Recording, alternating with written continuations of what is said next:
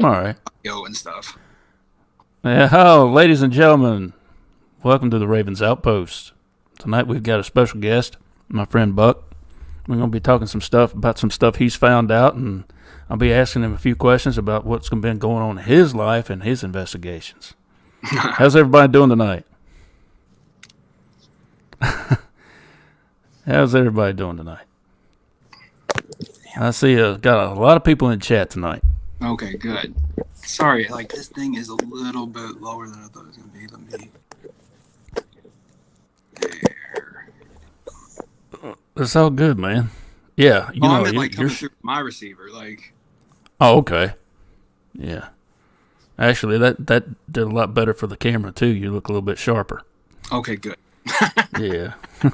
It's an iPhone 12. I mean, come on. If they can't figure it out by now, just get like a.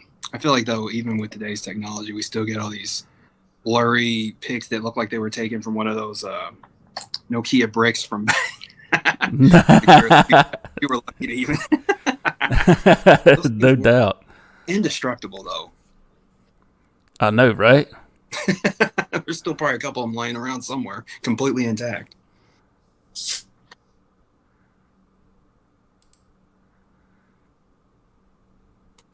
Orange and fuzzy. Ha, that's great.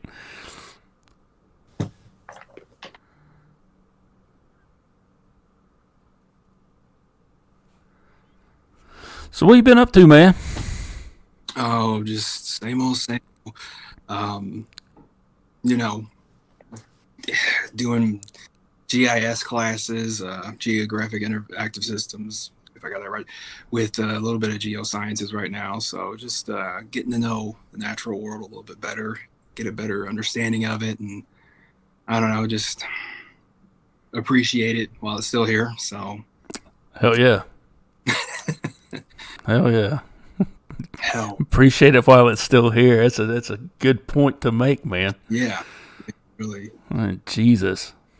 That's what's funny about the not to get off on a weird tangent, but like what our definition of wilderness is, like what you know, us as humans, what we consider wilderness is, and how we perceive it. Because there's a lot of people who say there's no wilderness, there's no untouched, land where man has never walked. We've gone everywhere.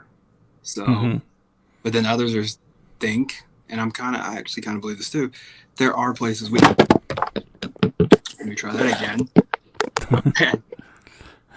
There are places. I have to make sure that doesn't happen again. There are places though, like there that are untouched that people like haven't been to yet, and we don't know about. So it's interesting concept to think about. But yeah, that's where I guess some of my investigations of where my research takes me to is figuring out how remote a place is, figuring out how, you know, just the topographical nature of it, demographic, what the ecosystems are, all those kind of things to kind of see, get an idea of the area, whether it's, way out there somewhere or kind of right outside your door. I think a lot of weird kind of the experiences people have, paranormal, supernatural, whatever, a lot of mine anyways, I won't speak for everyone, have happened in places I never thought they would.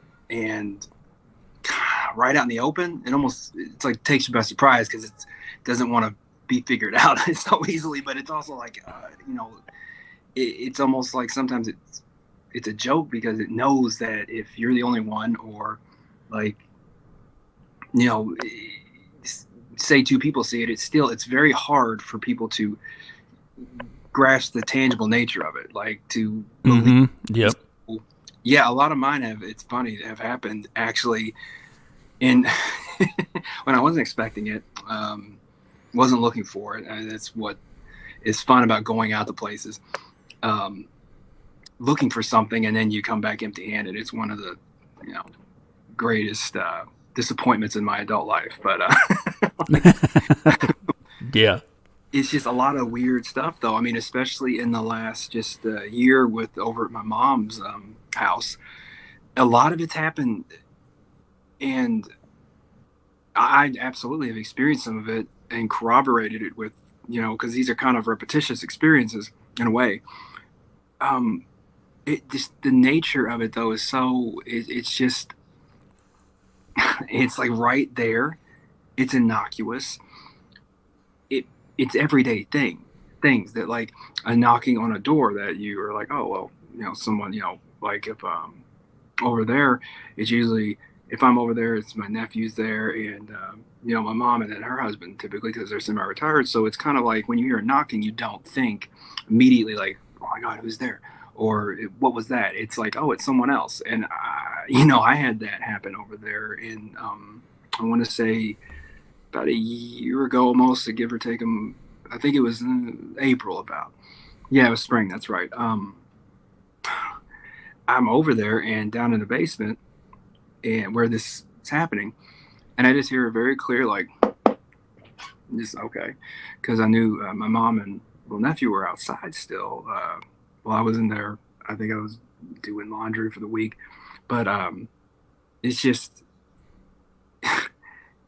I didn't think. I just went and opened the garage door, attached garage, because I figured they're playing out there. But there's nobody. It's closed, and there's nothing there, and you're just like, hmm, okay. Go Mm-hmm. the little foyer, the little landing. Go to the front door because you're like, oh, maybe somebody's just whatever. Nobody's there, and then that's when it hits you. That it was palpable for me. It's just, I heard that, and there was no one close to the home. Nobody within distance to do that in the short time, and it was just so clear. It wasn't a doubt in my mind. I heard knocking, absolutely. And so my mom comes back up, and I ask her, "Hey, you ever anything weird?" Or I was like, "Did you knock or something?" And she kind of looked, for a minute. She goes, "Did you hear something?" I said, "Yeah, knocking." I said, "It's weird as hell." Well, she heard the same thing, the same time of day, a mere 4 days prior. And I realized they had done some renovations in that area about, I want to say, about 2 to 3 weeks before this. And it's another weird kind of pattern to that kind of stuff. Renovations, the worst or the most clear experiences I've had have to do with changing the environment around you in some way, altering it. So they had just done renovations, and so I was like, wow. And there'd been a couple weird things there before, nothing conclusive or anything like that, but just to have heard that so clear, and then have it corroborated by someone who doesn't fully believe in this and doesn't want to because it frightens them.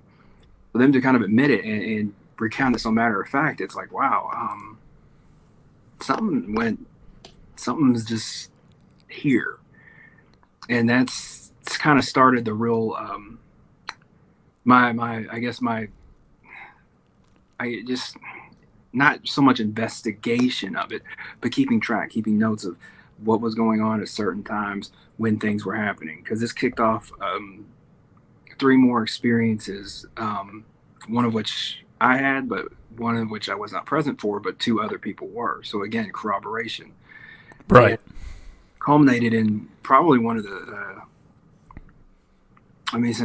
hell, I guess since I turned 20, one of the more scary, unnerving, well, at least unnerving things I've encountered. So yeah. So how long has this been going on I at your mom's place? Yeah. Well, okay. Yeah, they moved in. I want to around summer 2018. So I've been there about 3.5 years. Um, this kind of, I mean, the knocking and everything, that was about, for her, I think it was around March or April last year. Um, I know it was the spring, so no, it was during that time. I'm trying to think. Uh, Not a whole lot before that. Nothing conclusive again. Nothing like this. Um, so I guess I'd say about a year. About a year, I'd say, because I don't recall anything really in 2020, 2019. Just, any stories being relayed or whatever from them. So I want to say about a year, which is odd, but that's also, like I said, funny enough, coincides with changing your environment in some way. Like, I think it has to be can't be as simple as moving furniture or something like that. I think it has to be really altering your environment, like substantially, um, to the disdain or displeasure of something else that may have once shared that environment or still does. Right.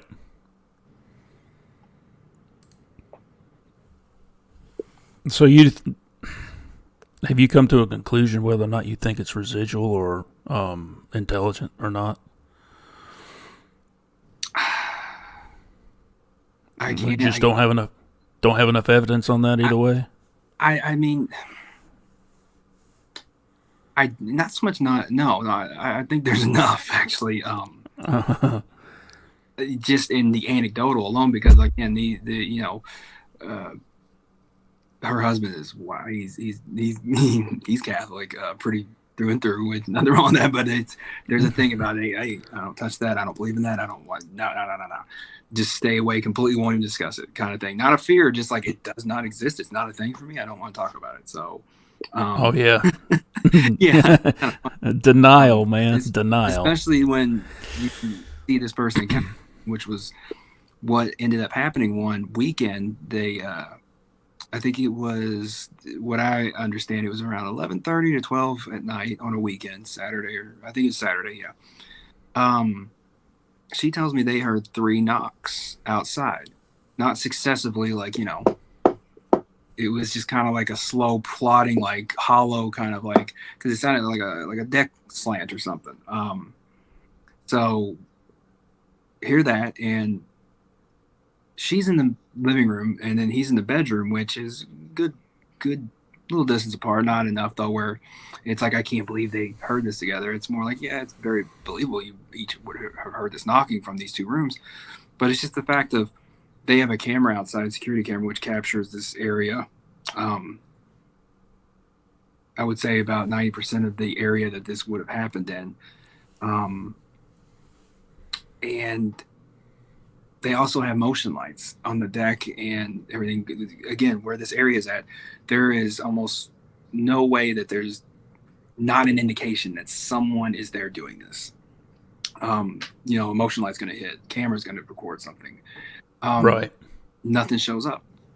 She goes back through the thing, all the little, man, that was a thing. She was not. She was using their Wi-Fi for some reason. It slows her camera thing. The camera replay down. Like, God, because I was sitting there watching. I was like, oh my God. I said, I said, does it really take this long? This is insane. So I turned her Wi-Fi off, and on her 5G started like blasting through it. So I was like, yes, God. I was like, this is awful otherwise. But look through all that review and just nothing. And it's like, and the 3 knocks, I was like, ooh, heard bad things, or read bad things, research. Actually, the 3 knocks, God, 15 so years ago, almost 20 actually. God, because it's just one of those things that, like, when I first got into this, that kind of stuff it frightened me a little bit, scared me a little bit, and I don't know. I guess my fascination overcame my anxiety and fear about it. But just that was the one that kind of alarmed me a little bit, because I was like, yeah, it's kind of weird. And I was like, oh, really, knocking's getting a little bit more intense, it seems. But I think, trying to think of another. There was a fourth thing before what happened with me. They didn't really, there was no more auditory anything like that. A couple electrical disturbances, which was weird, like appliances dying, which was odd, because it's just like a lot of things that happen at this house, which it just seemed a little bit like, okay, like, damn, everything is kind of like going out, like, and it's really not that old. So but I don't know, I think there was an instance of sheets moving, but I don't know if that was ever something I kind of was like clued into, as far as you know, my mom retelling me, I think she was getting a little bit more susceptible at that point. So that's one of those I'm like, I don't know if, you know, I can really stand behind. You know, the knocking though, they were convinced it came from condos that are about 500 to 700 feet away. And Mm-hmm. they thought, oh, that's coming from over there. We heard it from over there. Well, just how I do things, if I'm going to do any kind of, I guess, investigatory work, I'm not going to tell the person what I'm doing. I just went over and, you know, for a while knocked on the fence back there where they thought it would be coming from, and just kept doing it and doing it. And because I knew they were both in the kitchen up there at the house on the back deck, which faces that. You can see, look right out of that deck and see that fence I'm at. So I'm just kind of hitting it, and then I hit it with a stick a couple times, just, you know, and then I just kind of laid into it, pounding on it, and I'm come back and I was like, "Do you hear anything?" No. Well, it went at fence, rolled out. So you know, it's those kind of things that you have to kind of say, you know, this don't. It's not all. It. I do believe in Occam's razor, but you know, also I believe in testing everything you have before you, so that you're sure of it before you just make that. This is what this was. Easy, you know, call. Exactly. Exactly. I mean, you really do have to work a little bit to rule some stuff out. I mean, you can't. Yes. For me personally, I can't automatically jump in and say something's paranormal Yeah. before I go through and try to, you know, separate the wheat from the chaff, so to speak. Yeah, and that's the thing. Like, you'll compromise. You know, doing that, you will compromise, and you know, your any validity you're hoping to extend to your subject, your topic, but not you're Right. still gonna compromise yourself, and you know, that's when it's like every, you know, you don't want to just jump to conclusions. I guess you want to be able to test your theories, your, you know, back them up with some principles, and Mm-hmm. it's done your due diligence so that, you know, even if you are, you know, you won't, I don't think you'll ever be too off the mark, if, or dead wrong anyway, if you do your due diligence and things, hopefully. But Mm-hmm. you know, I think you can learn from your mistakes. So even if you are off the mark, is what I'm getting at, you can admit, like, okay, I miscalculated, I was wrong, Right. I, and then just move from there. I think people stick to being right, um, and just doubling down on that. And it's like, it's better just admit, like, I don't know. I just always, I don't think people are them admit when they're wrong and make mistakes. I admire that and respect it. So, you know, but yeah, the only other two things that happened and there's been nothing since mid, well, I'd say early November. The last two things were a little concerning though, very off-putting. Um, Especially the one I experienced, probably one of the, yeah. Um, so there was one afternoon, my Tuesday in September. Evidently, my grandmother, who was living across from them at the time, saw someone outside, and she said it looked like my mother, wearing um, the same kind of clothing she had worn to work. And you know, I mean, that to me is kind of inconclusive. Like, there's a lot of things you can get to kind of make that one, like, yeah, she saw her beforehand, possibly early. It could be a coincidence. It's just, you know, there's a lot of things that, you know, I don't know. It's still bizarre, but yeah, I saw a fully formed apparition um, by the big pine tree they have out by their, you know, right kind of in that same area where the knocking possibly occurred. And it was bending down, crouched, and I was up. I happened to be up in the workshop I use up there, and I heard all this. Like, I was called, and I said, "Okay, let me go check real quick." And I checked. There's nothing around. There's nothing. Nobody. You know, because they've had one or two people approach their property before. It's a little bit out of, you know, not too much out of the way, but it's off the main road a little bit. So, you know, and then there's 6 acres of nothing behind them. So, you know, it can get it's a little. If somebody gets up on you, it's kind of like okay, yeah. But I go all Yeah. around the property, do a thing, and I'm like, yeah, nobody's out here, and you know, after speaking with my grandmother and everything, and kind of giving that some thought, um, she's advanced in her age now. About I mean, not really that bad, but she's turning 79 soon. She just doesn't have a whole lot of confusion that I've personally noticed. But the way she retold it, because I had her do it twice, 7 hours apart, and also made sure she told my mother so I could get that from her. And you Right. Just to sounded, see if the story changed slightly or yeah, something, and it anything like didn't. that. It didn't, and Okay. that's what was weird. And I'm sitting there, and I'm just like, I was right there and didn't see anything, but my view is blocked partially by where I park and stuff, and where that tree's at.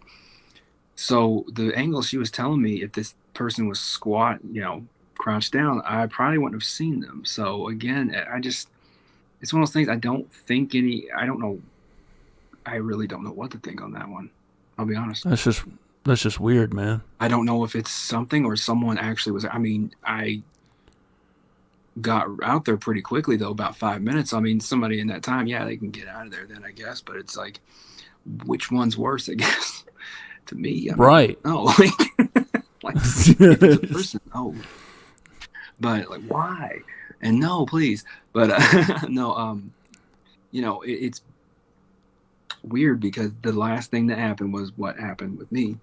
Not long after that, about a week after that, um, I was out there at night with my little mini Aussie out in the backyard. Like I said, there's a good bit of acre, and I let her run around because usually she can't. So, she, or has a limited space anyway. She lives a little bit more urban out in this way, urbanized area. But let her run around at night and stuff. And there's a good abundance of wildlife out there. So there's a little skunk that I would always kind of watch, and I was just out there kind of looking around with my flashlight for him, and all of a sudden I hear a very audible, like, I'll try to do it. It was like, hello. And it just drug on. Like it felt like so, I don't know, strained and just like something reaching out. That's why I don't know what to think all the way of this, but that's what made it feel sentient for the first time. Right. Because, I turn around, nothing there except her, little Aussie sitting there in the same spot. And for a minute, I was like, all right, so you're now the enemy, huh? And I had suspected her of this. No, I did though. You were in the wrong place at the wrong time, I guess. But but like I just my goosebumps. And I haven't gotten those in a while, but damn, I got goosebumps. And I said, no, I ain't doing this shit. This is insane. I was like, this is creepy as shit. Like I don't know what that was. And I thought maybe it was like the road off the way, like maybe a tire swill, like maybe I mistook it for something like that. But again, it's night, so there's not a whole lot of traffic through there. But again, it's one of those. It could there's a glimmer, but I mean, I'm not also going to lie to myself and say I don't know what something like that. I mean, I'm in my late 30s. I think I know what things kind of sound like, and when they have given that visceral reaction, because that's what this was. It was visceral. And I've told you about this. Yep. Mm-hmm. When it happened, same kind of way, same thing. Just a visceral fear struck, and I haven't had that, but maybe once before like this, in 2005. Mm-hmm. But it's just like a moment of just you're facing something else for a moment, and you can't lie to yourself about it. I'm not going to. I can't prove it. I can only pass this story on. Right. But I stick. It's one of the few things I stick by, like concerning these topics. I absolutely know what I felt anyway. Mm-hmm. It just felt like it's like something finally was able to garner enough energy. I don't know. It's very bizarre. It's never felt threatening. All this stuff, none of it's felt threatening. It felt almost benign and ordinary, if you can, with this kind of thing. But it just felt so like it's one of those. It's like, oh my God, someone knocked on the door, big deal, like nothing happened, or it just, nobody felt threatened. But that last one, something was different, and I didn't like it. I wasn't scared, but I felt. Can you see the text on the screen at all when I put it up, when I post it? Tenny sent no, yeah, yeah, I see what you're saying, robot. No, not because I'm trying to watch my laptop too. Yeah, it sometimes gets a little bit of a delay. So like, I don't know, no, not robotic or no. It felt I don't even know. It was just a very drawn out moan, like groaning hello, like something trying, like just a corpse, or like reminded me of like an 80s film, man. It was just surreal. Like it was just so like in your face for a minute. And I, like I said, I don't feel threatened. Didn't feel threatened. I don't know. I don't know if I can really. No, I get what you're saying. I really do. And I'll tell you what too. I agree with you with your theory about how it kind of felt like it gathered enough energy to do that. And it took a lot of energy to do that. That's what it felt. Yeah. It kind of felt like. All right, I get this stupid cord there. That's what I mean. Just what it sounds like to me, anyway. Yeah, and it's like, what is that? Then I wonder. I'm like, what does that mean then? Like, what was it? What does it need? Like, does it, or is it just like it's not understand? I don't know. It's so many things you could throw out there, I guess. Right. I'll tell you something else I've often wondered, and this may sound silly, but I don't know. Does it take a different type of energy or a different amount of energy for a spirit to move something as opposed to make an auditory sound, just like you heard? Like it says hello. How much more energy or how much less energy does it take for it to perform these acts? You know what I'm saying? I've often wondered that. That's something I have not actually given thought to, but it's interesting because it's like a different energy level for us. So like, why couldn't it be in that regard? I guess that's something interesting though. I mean, it just yes, I would lean more towards human, not manufactured. No, it was. It definitely sounded like just, I don't know, the last grasp of humanity for somebody. Felt like almost like an echo, but I don't know. It was just weird. Everybody in chat, if you have any questions at all, put them in put them in all caps. That way, I'll be able to pick them out a lot sooner, if you don't mind.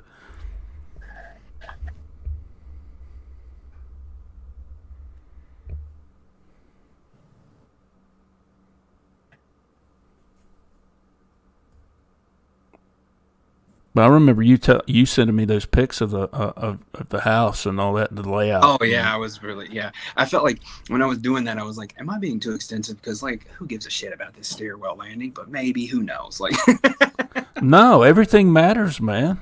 Yeah, I found it. Sometimes the smallest detail could mean the difference between, making a conclusive finding than not. Yes. The devil is definitely in the details where this is concerned. It over everything, whether it's ghosts, other types of hauntings, whether it's freaking cryptids, Yeah. Well, I mean, it's just I don't know. again, it's not one of those that I'm out there just like, I hope something finally happens. And trust me, I've been to those places. It never does. So, it's just one of those that catches you off guard. And it's like, well, I mean, what do you do with it other than accept it? It's all you can do. Like, Right. embrace it and just go on with it. Like, that's what I did. I'm like, this stuff would, back when it first happened to me, as a kid and in my 20s, I would run from it, scared of it. I still researched it, but it was something that scared me. And I was like, I can't look too far. I was like, I don't know. I just got bothered by it too much. Now I don't, doesn't really affect me the same, I guess, after, years of experience. You kind of get used to it if it happens over and over, and, or you hear about it over and over. So it is what it is. It's fun. I enjoy it. Right. Sort of. I hope I'm able to in ways. I mean, I hope I don't say I don't all the way, but I mean, I sure as I don't enjoy being scared when I'm doing, skunk watching or whatever I was doing. I'll tell you what, man. I remember this. I was a teenager, and an old friend of mine. I used to go up and visit him all the time, and he had just moved to this place maybe a year before. I'd asked his dad this question. Him and me were just hanging out downstairs in the basement. This is where the boys were. My buddy and his brother bunked at, and we're just hanging out there. And I said, Joe, does that ever bother you? There's a cemetery right out next to the house, because that's where it was. There was a big cemetery, a Civil War era cemetery located at the top of a hill. I said, does it ever bother you that there's a cemetery out there? He said, nope. I said, what if you... All right, let me ask you a question. What would you do? And I was just bullshitting at the time. Yeah. And I said, what you going to do if one of these fellas jump up out the grave and knock on your door? He said, well, I'll invite them in for coffee. And I'm like, part of me was taken aback by that. And another part of me said, knowing Joe, he probably would. Yeah. Because he didn't like people that much. But he said, they're damn good neighbors. They don't make no racket. Okay. I get no bother with them whatsoever, if they want to come on over. Yeah. Like, what? That's bad. I agree with that, because usually I would just be like, please, it's just like anyone else. No, not today, please. I'm fine. I don't need to engage. Yeah. There's such a stigma attached to cemeteries and yeah, it really whatnot. I mean, granted, there have been stuff going on in cemeteries, but a lot of it's brought on by human intervention. Yeah, and just also, people in general, like just them, the ones, Yep, coming in there and doing whatever. Well, it's funny, like, the whole concept of cemeteries, especially out here, I guess, in our city, because we have two abandoned ones. One that has a little bit of lore surrounding it, it's kind of like an overall kind of creepy vibe anyways, because it's like the oldest cemetery in our city, definitely. I think it dates back to the 1800s, some with even like the late 17, but, that not unconfirmed, but it's definitely it's the oldest one with the first here, and it's abandoned, and it has been for at least 20 years. And so it's just like, so you put all these people in the ground, and you forget about them, and that's it. And what makes it even worse is Cave Hill Cemetery, where Colonel Sanders is buried, and I think Muhammad Ali now. Super affluent cemetery, super affluent. Borders, shares a wall with Eastern, where one derelict and just forgotten, one thrives. White, sandblasted, headstones everywhere. Everything looks pristine, and I don't know. Yeah, the people are forgotten. That's sad, man. Yeah, it's just the juxtaposition, like I said. And again, like there's a connotation to cemeteries, and I just don't feel that way. I think, you know, we conjure up in our mind things, and it's always going to be an area. Death, especially scary to people, but anything happen in them. So, I mean, I find them peaceful sometimes. Just get away from, you know, people in general. Kind of just walk around and admire it because nobody else is. So, it feels like. So, something else I wanted to ask you about and help inform the audience about. You've been to LBL. What did you think of the LBL? Well, the Marlar House. For one thing, I can't remember the video, and can't remember what YouTube, but there's like an animation of the Beast of LBL cornering two people in the Marlar House because it's heavily graffitied. Old boat captain used to own it until they forced all those residents out.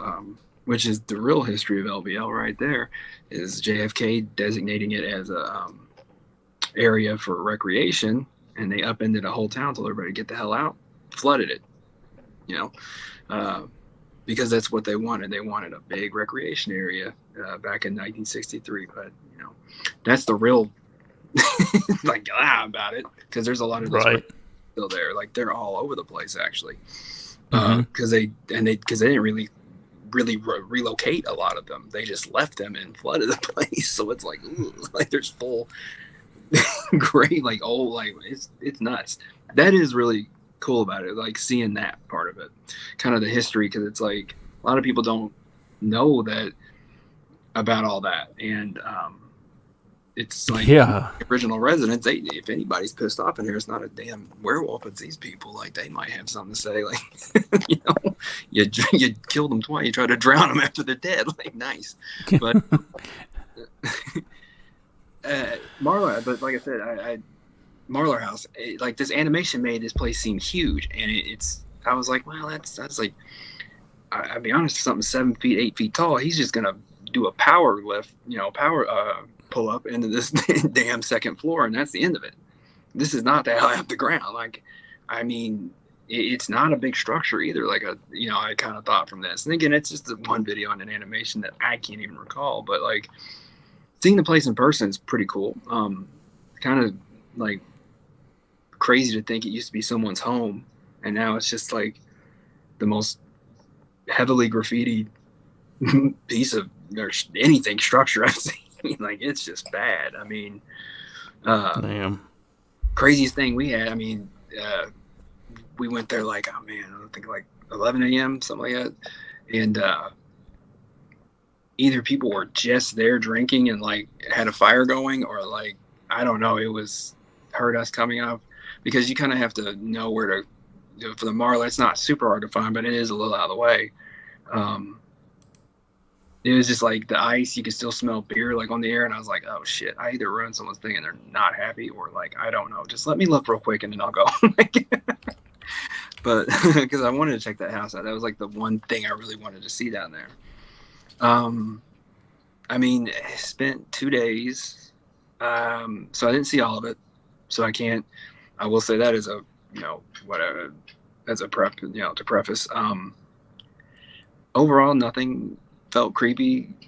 Went down a couple trails, went most of the campsites, especially it's not hard to figure out exactly where these things happened if you want to. It's pretty obvious. It's near evidently the incident, what I pinpointed. I may be wrong, but I'm pretty sure if you follow the original Jan Thompson's stories, just for fun, it's not too far from Grand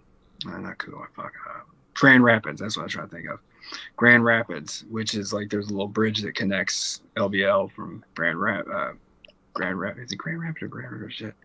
It's one of them. It's Grand something. I can picture the bridge. I know that. I got that. I got the bridge in my head, but I just can't remember if it's Grand Rapids or Grand Rivers. It's one of them. But that's where those stories kind of originated from, and then if I kind of did my, tried to pinpoint on a map, it would be one of the first campgrounds through there that all this kind of went down at the big story of the LBL piece. Again, I might be wrong, but that's just kind of what I gathered from it. But went to several places, like I said. Went to Golden Pond, Kentucky, that area of it. Hiked around there a little bit. Trying to think. Went along the shoreline right in the very beginning. I'm trying to think. That was because I didn't intend to actually do that. It was flooded out in the area I wanted to go to. So kind of had to do a little detour and ended up just walking along the shoreline, for a bit. A beautiful area, beautiful. It really is. But Right. as far Yeah. as like, hiking through it at anywhere I went through, even like I said, off in the not off trail, but the dirt trails and such. And being kind of just off on your own because there wasn't really anybody out there. I didn't feel anything out of sorts at all. Like I was kind of hoping to. I was like, man, this would be awesome. But no, I just felt it was fine. We stayed in, I think it's, Uh-oh, you froze up, Hoss. did something. Did you say I didn't hear you? Did something? You froze up. It was either it was Okay. either on your end or my end. I don't know. It might be on mine, but if I'm not frozen now, No, you good. I'll just start mess with you. Katawa was weirder to me and more sad. It felt really sad and kind of bleak there for some reason. I just got a real sense of like sorrow almost. Like it's just depressing. We stayed in a little Airbnb, a little just a nicer camper or whatever, like a trailer, way back in the kind of off the road, not about 5 to 10 minutes off a main road. And it was just, I don't know, something about that just felt real sad. It was just kind of I felt more uneasy there than I did in LBL. Absolutely. Right. And nothing really happened. It just felt very off, and I did not like it. Right. There's a lot of weird noises, couldn't explain, but it was also like there was deer, and deer make some crazy noises, so you can mistake them. So I can't, again, one of those things I can't say conclusively, but it just, I don't know. It's I will never go back there again. I will say that. Oh, really? I'll go to LBL every time over Katawa. I just never go back there again. You see that, and that's a funny thing that you mentioned that because I never really heard that much about Katawa, and I hadn't either. It's just the closest. It was the closest we could get to stay in there for a pretty good price.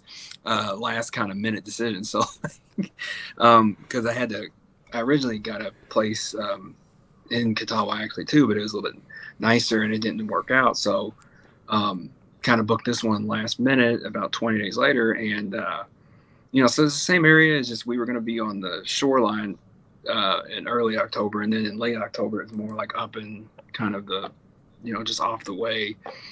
And I don't know. I just, like I said, I don't know why either. I have looked into Katawa. Nothing. It's not a big area at all. It was surrounded, where we're at was surrounded by woodlands. So I don't know. It was dark. It was really dark. It's nice view of stars, real nice, but it's also kind of just pitch black and you're surrounded by nothing but woods and kind of like a little marsh area. So I don't know. I can't explain it, but really funny. Yeah. Now that I think about it, I guess I didn't realize that it's one place I'll never go back to. Did not like it. Another Day in the Life asks, where is this other place located? Where is Katawa located? Like I said, it's from here where I'm at in Louisville, Kentucky.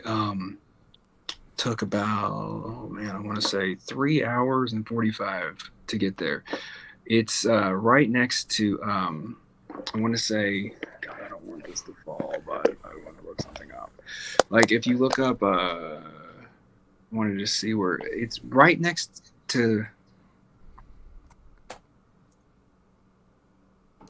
Damn, it's Grand Rivers. Yeah. So I said both, so it's technically I was right. But like, well, you did mention Grand Rivers. Is Grand Rivers or Grand Rapids? I can't remember which. Anyway. It damn well better be. But like, it's not far from there. Barkley Dam. That's what I was thinking of. See, I knew I kept thinking B something. So I did visit Barkley Dam in LBL 2. That was a fun one. I don't know why. That was where we hiked a little bit too, and it was really pretty through there.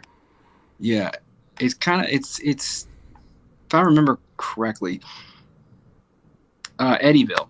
It's like right outside of Eddyville, Kentucky, and it's about 20 to 30 minutes away from Grand Rivers. So about, I'd say a total we drove between 35, 40 minutes from Catawba to LBL to get to it. So it's kind of along the, let me get this river name right because it's right there. Like it's kind of on the shore, jutting out a little bit. It's where it's stationed at. Like I said, it's not a big area, and if it's going to be associated with anything, it would be Eddyville, Kentucky. So, and on the way to Grand River, so it's right around there. But yeah, it's not very big. I think it's unincorporated, if I recall correctly. It's just, I mean, Yosemite, yes, I've never been there, so. But that's like, yeah, I mean, it's like a sad. I don't know. It wasn't. I don't know how to put it. It just felt wrong. Like something felt sad and wrong. Mm-hmm. I mean, but yeah, LBL. If there is something in there, I didn't feel or any which way at all ill at ease. I mean, like I said, I drove through there at night even because I was like, yeah, what the hell? When am I going to be here again? So I was like, let's go through and drive through at night. And we went through like between, I want to say 10:30 at midnight. Yeah, towards midnight actually. Because I was like, yeah, the later the better. Why not? Drove through the end to end, which is fun because it's pretty much a straight shot. Really beautiful scenery. And holy crap, driving through there at night was actually really, really cool. Really pretty. Sky was like a really deep, almost purple. It was really, really pretty. But again, nothing. It was actually weird. We didn't see any wildlife out there at night. Didn't see wildlife a lot, or didn't see any really. I saw just blue herons, and that was it. Nothing else. Just some deer and Katawa. I almost said it the wrong way. It's so how it's spelled is it's Kuttawa. So it's with a K. It's Katawa. Because I kept saying when I first read, I was like calling it Kuttawa because I was just like I couldn't pronounce it, so I just tend to like pronounce stuff the most wrong ass way I can when I don't know for fun. But then I looked it up because I was like, that's I believe that's it. I didn't know for sure or not, but it sounded very similar to like kind of Native American name around here. So I was like, I want to be respectful then. Like that's not how Right. So I looked it up and it's Katawa like that, and it's very like it's everybody's getting wrong because there's actually a Catawba, Ray. There's actually a Catawba, and it's spelled exactly the way you spelt it here in Virginia. So there you go. I forgot I could put chat. I was like, why am I doing a speak and spell? Like,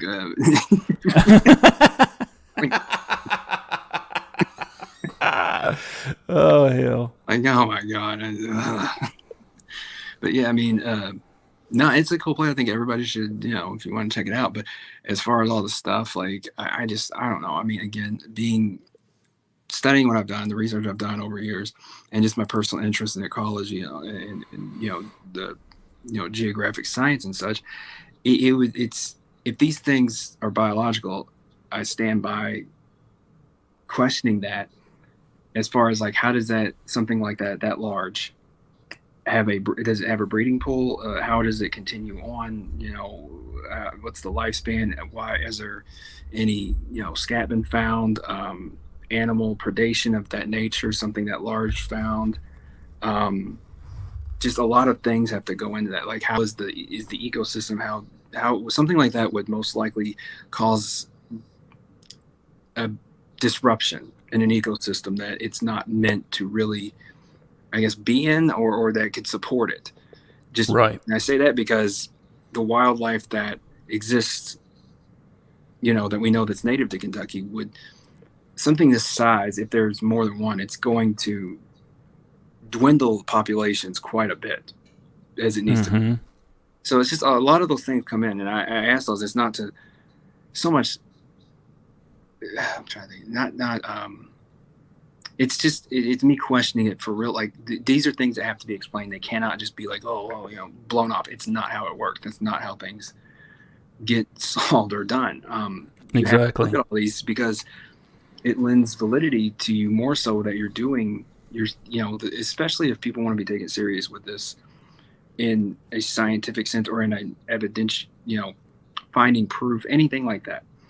Right. Even the study of it, you've got to employ a little bit of science. You can't dismiss anything outright. You have to be open-minded. Similar as I'm asking these questions because it's like if this is possible and it's a low population and say it is biological, it's still like I feel like it's hard. It would be I would need someone to kind of get me to wrap my mind around it because I don't see how something that large and if it's an apex predator wouldn't have I guess the story of it, never mind. It did kill a couple people. That's right. It tore the shit out. Well, see all these questions you're bringing up. Everything you're saying right there, I've mentioned myself. Something that size. You say they're between adults are between 6.5 to say around here in Virginia. Okay, 6.5 to 10 feet tall. 10 feet tall. That's fucking huge. Okay, and the size, the height, not to mention the weight, between maybe let's say 350 at the smallest to close to 1,000 pounds, or maybe a little bit more. 1,000 because I know a gray wolf. If I'm quoting or I'm not doing myself justice here, they can consume upwards of 20 pounds of meat a day. Right. Just one of them. So, those are. Depends on where you're at and stuff, and this is how they've been doing out in that area. But they can get upwards of 6 feet long. So you're still that's kind of similar, but you get towards the bigger end of things, 10 feet tall. Yeah, now you're talking about adding a lot more to it, and it's just you're right. You're absolutely on it. You have to question things like Well, you take that and you factor that in, and then when you factor in the fact that their brain capacity is on par with ours, according to most research studies, it's all speculative, of course. Yeah. But what I've seen myself, I could probably say, I believe they're very intelligent people. Yeah. But their caloric, for me to sit back and say, I've got to say their caloric intake would be astronomical just for one. And if there's a whole family of them, say like 5 or 6, they could play out an area within days. They either move on or something. There's all these questions. Every time I answered a question, I'd have 2 or 3 more. And I'd be like, yeah. what are these? What are these people? Where do they go? You know, there's, for me personally, I found too much physical evidence for myself, yeah, to deny their existence. I found too much. I know they're here, but what are they? How are they here? Why are they here? You know, and it's the same thing I asked about ghosts and other types of spirits. What makes them hang around? Now, when we come down to asking about, talking about residual hauntings, residual hauntings are like recordings. It's some type of energy that's kind of stuck, and sometimes it takes another type of energy to just kick it up again, and it'll just play over and over. It's nothing intelligent. It's just like a recording playing over and over again. That I get. That I can understand. You could record a voice in a piece of clay pottery and play it back. It's those sounds, vibrations, frequency. Energy. Yes, frequency. And so,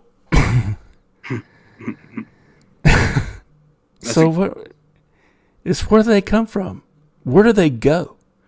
How do they not completely play out an area of vegetation and wildlife? Yeah, I mean, the implications. But funny enough, I mean, the other side of the coin on that, I guess, is with going back to gray wolves, reintroducing them into Yosemite and that the areas out through there where they now roam, it improved the ecosystem.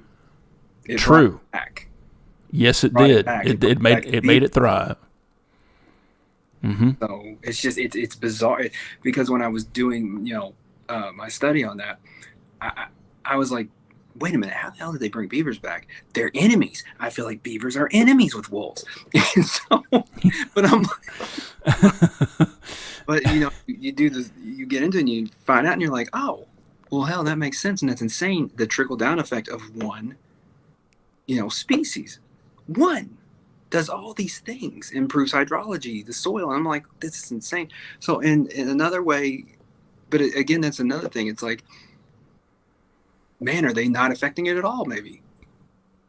I mean, maybe that's the thing. Like, that's where I'm open. I'm like, because I can't say I'm not an expert.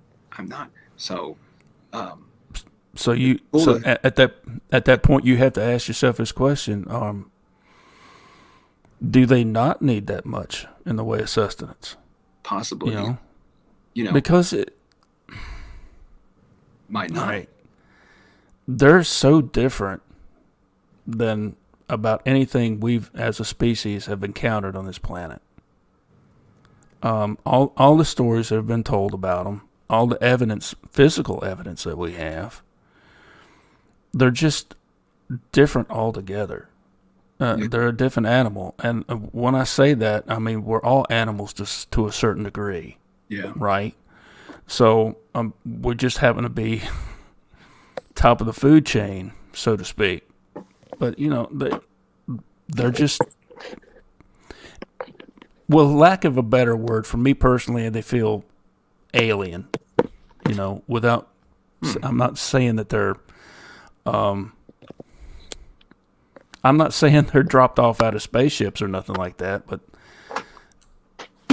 they're just so different. I mean, it's my thing I came up with earlier tonight thinking about stuff. I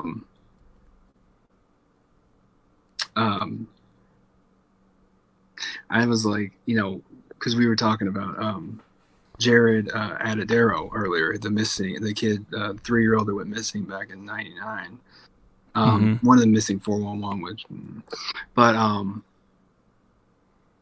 thinking about that, I was like, it is a bizarre one, but there's other ones, of missing people that are really bizarre. That some even I'm like, there's not a way that we've explained that yet. I'm not, my opinion is what it is, but I like to respect that these people haven't been found yet, and they have families, and it's like, you need to that needs to be respected. But there are some that give you pause, and there are some factors that do, and it always, the theories that sort of surround some of this outside of certain things is, for folklore with fae, and Mm-hmm. just one of those things that seems to, there's something that globally, like all these stories we tell, all these fairy tales we have, there's commonalities. Mm-hmm. Exactly. And all these commonalities, uh, if you've done some digging into the fae folklore and just their many, Native American folklore, with things that they, tales that they pass down in certain areas, it's interesting. I think, um, their culture is one to, it really, if there's anything to be found, they were here. They were here. And Mm-hmm. we, possibly disrupted something so far back that we don't even know about in that. But there's something to just the things, that the commonalities across these many cultures of tales of things, stealing children and small beings and just unexplained, you know,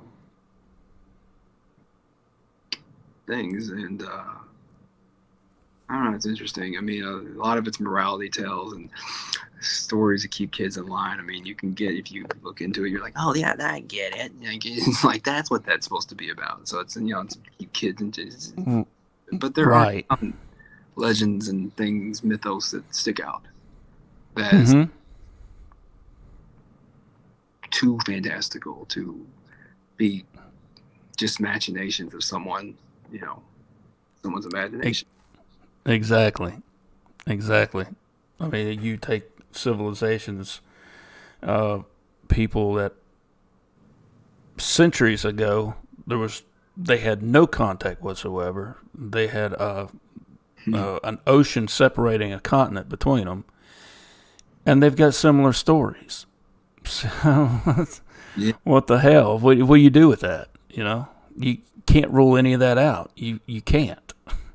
No, I mean, because I mean, it's so funny. Every culture, it's has, it's like, until, it's weird.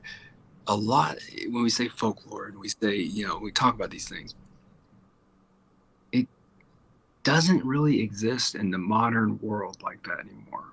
Like, these aren't Right. made up anymore. Like, you know, we we either, I don't know. I guess after you know so much, you kind of become jaded to certain things, and you're like, what's made up and what's completely false. But so maybe we moved into a different era of storytelling and all that. But Mm. stories like this don't exist anymore. And Mm-hmm. I, this is a while back, I looked into this for fun. Lumberjack lore, like frontiersman type, kind of like Ape Canyon with this. Can't remember what year that was in, but Ape Canyon, where the men in the cabin experienced something like throwing I think rocks. it was just back in the 40s. I think. Something like, I think it was 20s or 40s, and I might be Yeah. mixing two stories, because I know there was one of a group of men. I am mixing two. Group of men were attacked, but yeah, it was called Ape Canyon. Some for Mm-hmm. throwing at him, all that stuff. But there was another story about like two men fur trappers, I think, and one of them like went to get firewood out, and the other one, he came back and found him, like, I think brutally killed or something, and then something was Mm-hmm. like outside the cabin the whole night, and I think that was in the early 20s, and then you were right, like 1940s, what you're, the Ape Canyon, but like, you know just all these weird stories like that exist around that era a lot, like that whole frontiersman time when people were moving into the West and civilization is being built up. It's like a lot of things came out of that. And I mean, it's funny, lumberjack lore is just insane sometimes.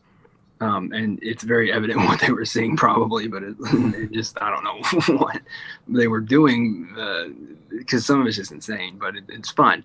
But it's just, those stories don't exist anymore. But like, why did they exist, I guess, then? Like, what is it being derived from? Because it's kind of got that commonality to it, like with fairy men and things like that, and seeing strange things. And it's like, I don't know. I just, the interesting thing, if everybody is wrong, and all this is made up, and it's some kind of shared,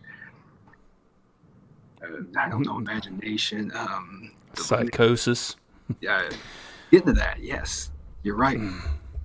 Is it what is the psychological, what, you know what I'm saying? Well, how do we explain this then? What psychological phenomenon is this that everybody should? I don't believe. I don't know. I don't. But I ascribe to that. It's something just fun to put out there, though. But there's no way that does. That's not. I don't think that can be a thing. Over how long it's gone to, like the centuries of like, there's no way. Come on. So then, what's going on? Like, there's absolutely some that are bunk, made up, bullshit. But there's others that have veracity, and the people telling them aren't ones that, go around, I guess, making things up. I think that you have to, out of however many stories you want to collect, 100, you have to look at all of them, even if 70 to 80 of them you can tell are made up or fake. There's still, though, 20 that aren't. So what's going on? What the hell? Right. And why are they kind of the same? Just like, what happened here in Monroe with your, what happened out there. It's similarities. Why? What's doing that? Exactly. What the hell? Doesn't make any sense. Hey, we got a question here. I don't know exactly how to answer this. What do you think will happen when 5G dances with CERN? It's hard to tell. I mean, I have 5G already. I'm already, I guess, I'm dancing with the devil already, and better than I ever thought it could be. It's better than 3G, so. But I know that it's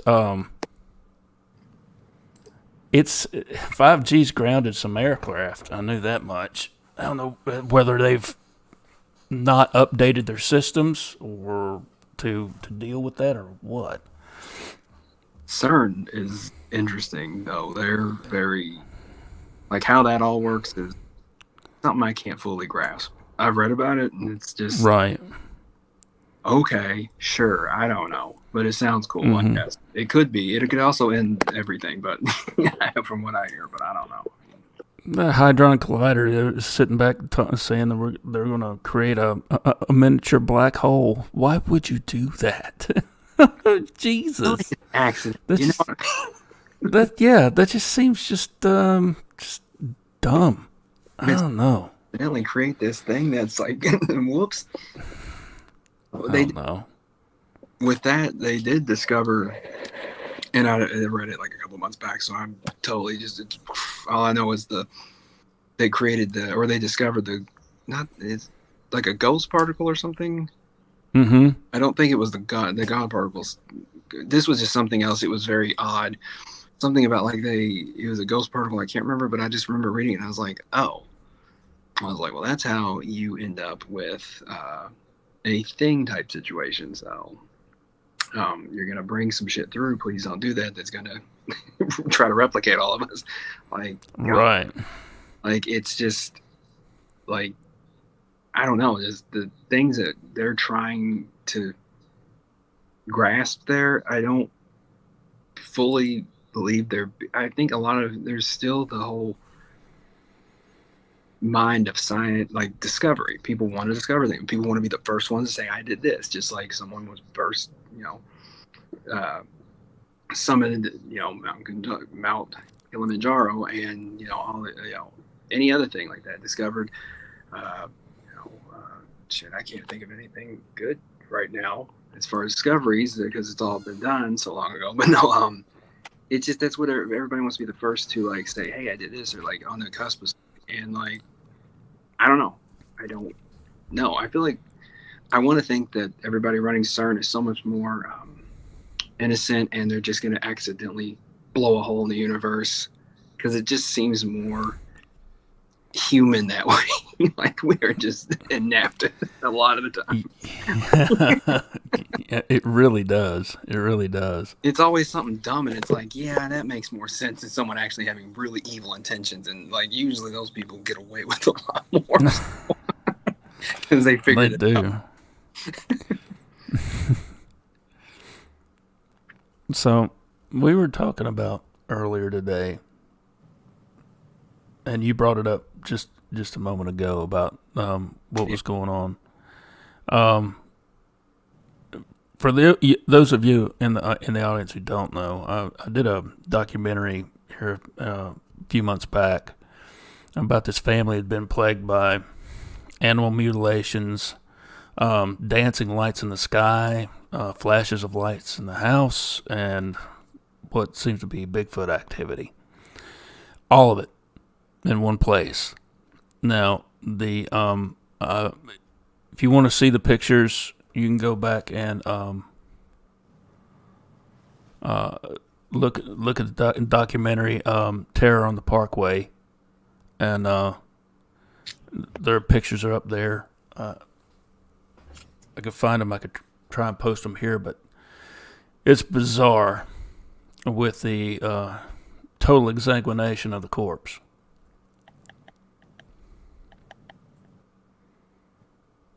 And you say you saw evidence of that in other places there in Kentucky. Yeah. It's weird. I traced these animal mutilations, which, again, I found out something else too that I didn't tell you yet. It's, I don't know. It's one of those things. It's kind of like it makes me feel weird, but I'm also like, huh, that makes sense that you'd probably just do that then, instead of other things. But I've traced it back to, I'm sure it goes before this, but just what I could get in, a little bit of time from what I remember. There was something called, I don't know if you've ever heard of it, the Wadi werewolves, which it's Actually, Kentucky. Oh no, I haven't heard of that. 10 years back now, actually. But there was like a bunch of animal mutilations through that area. Waddy, Kentucky, which is outside our city of city of Louisville, about 35 minutes, Shelby County. A little bit, it's more rural and got more land. Right. Out there for things like this to roam. But and I even looked on the Google map way back, and then even today to refresh myself where Ditto Road is and stuff there, where they had these things. And the only thing of interest I kind of found, because the only time I've heard of this, they accused the pit bull and then found evidence that exonerated him. What? I know, right? I was like, okay. That's like I'm happy you guys didn't immediately execute him, so that's good. But I was like, I've never heard of a dog getting exonerated. Like, just clearly, they were just very adamant he did not do this, and I was like, okay, well, let's go. It's funny. Damn. Besides that, there was a report of people like kind of seeing a strange shape in the woods, like a black, hairy shape, and even a mother and daughter saying that they were chased by something large, with that, I guess, heavy breathing behind them. Again, that's anecdotal, and it's from I can't remember what it is. It's from a subsidiary site. I'd have to go back. I think I saved it, but because I try to get actual reputable. But like, it's just interesting because I remember reading about this. I actually had a friend who had someone employed out that worked for a family out in Waddy. Of course, she was like, "There's nothing out here," and she was the only house. I went out there once, only house you could see everywhere on flat land. pitch dark at night, and she's just like, "There's nothing. I could care less." Like, I'm just like, "All right, well." But like, it's I remember reading that account then too, though, like of people seeing a strange shape, because it was during still when I was kind of researching, just kind of happened upon it 10 years ago. But it's just one of those interesting things, because it's like, it feels like a string of things started to occur after that. And it had a lot. I've looked up to, because I was very interested in this, what county in Kentucky has the most like Bigfoot sightings. And it's weird, but Anderson County, a kind of small county located kind of centrally, and not very far from here. I think an hour from Jefferson County, which is where Louisville's located. About an hour away, I think. They had the most, though, by like quite a few, and that was just off one website. I think what is it, BFRO? I think. Don't want to quote. Don't quote me on that. It's easy to find though, because I've found it several times. Because I like to check it to see, like, because it was just really weird, because I was like, looked up Anderson County, and I'm like, what the hell? Nothing's here. It's in the middle of the damn state. Like, what? There's no big parks. There's no big park system. There's nothing. It's just like, it's nowhere. I was like, why do they get everything? Like, but it's weird, because that's kind of along, if you follow 65, I think that's it, yeah. If you follow 65, keep going south, it's all kind of interconnected through there. And okay, Muldrog was another area. It's about, again, another one, about 45 minutes outside of the city. Not located next to Shelby, but about, I want to say 50 minutes from there, so not too far. And it's like, just... Yes, that's a cat behind me. Oh.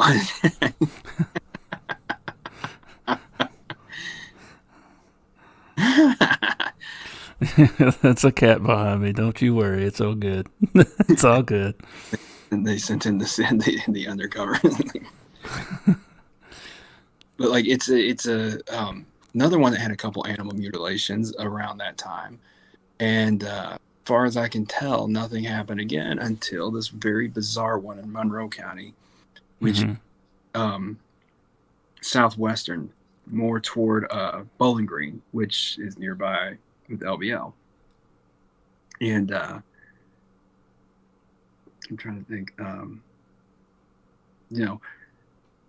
so what happened was, I read September 2018, a rash of animal mutilations, killings, looked primarily for sport, goats, cattle, but one stood out to me. September 5th, 2018. It was a farm where 3 mini horses were killed, slashes across their necks. There's a picture on the news article of it, just like a gag. Like, it just, they blurred most of it out, but you can tell. And a dog was killed too. But where it gets weird is the Kentucky Fish and Wildlife, and it's quoted in this article as saying an animal did not do this. This is not jagged. It's too, the cuts are too clean. They're too. They didn't really say what would have done it, but they just said it did not look like a wild animal attack. It looked very non-animal in nature, just because of how the precision, just the neat overall manner in which these things were killed. And again, the carcasses are left. Dog, these 3 horses, but nothing damaged, no point of entry. They can tell, because even tall weeds, the surrounding area, no dust up, no sign of a struggle, no sign of any activity, actually. Just everything looked undamaged, unbroken, as if these just fell dead right where they were, these animals. And that's what was so bizarre to me, because it's like, Fish and Wildlife is saying this, that they don't believe it's an animal, and then the sheriff's office, the sheriff himself, says it absolutely is. And so you've got these two conflicting sides, and it kind of seems like the sheriff ended up, their office did an investigation, kind of overruled Kentucky Fish and Wildlife, who, again, I'm not siding with them. know that they're not completely wrong either. I mean, I don't know who is right and wrong in this, but it's just weird how they're not on the same page.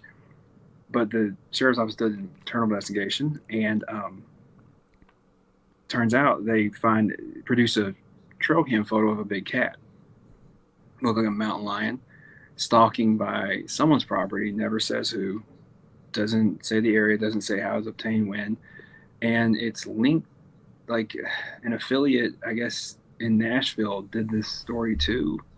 But I mean, Nashville, it's kind of parallel, but it's a totally different area, I guess. And I was kind of like, why did it come from there? Like, I mean, I guess, I don't know. I mean, that's one of those things. I don't know the pipeline, so I don't understand. It could just be very innocuous, but it's just kind of like, weird because no details around it. And that's just kind of like, here it is. This is the big cat that attacked because a farm was hit next, and I think a couple cattle were killed, goats or cattle, and that's when that photo came out. And it's kind of like, this is what it is. We'll figure it out. And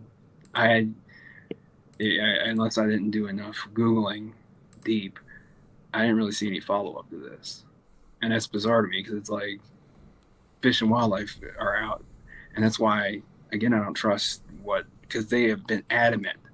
Kentucky does not have cougars, does not have mountain lions. They are adamant they will not. But one of the few things they'll do in this state is deny that.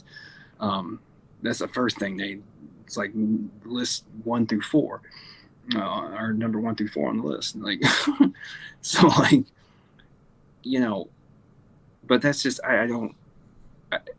too many people say what too many reputable people actually I've heard in person say in a rural area they live in. My uncle being one of them, thought he saw a silhouette of a big cat stalking his property. So of course he was like, well, he went in and got his rifle. By the time he came back out, he couldn't locate it again.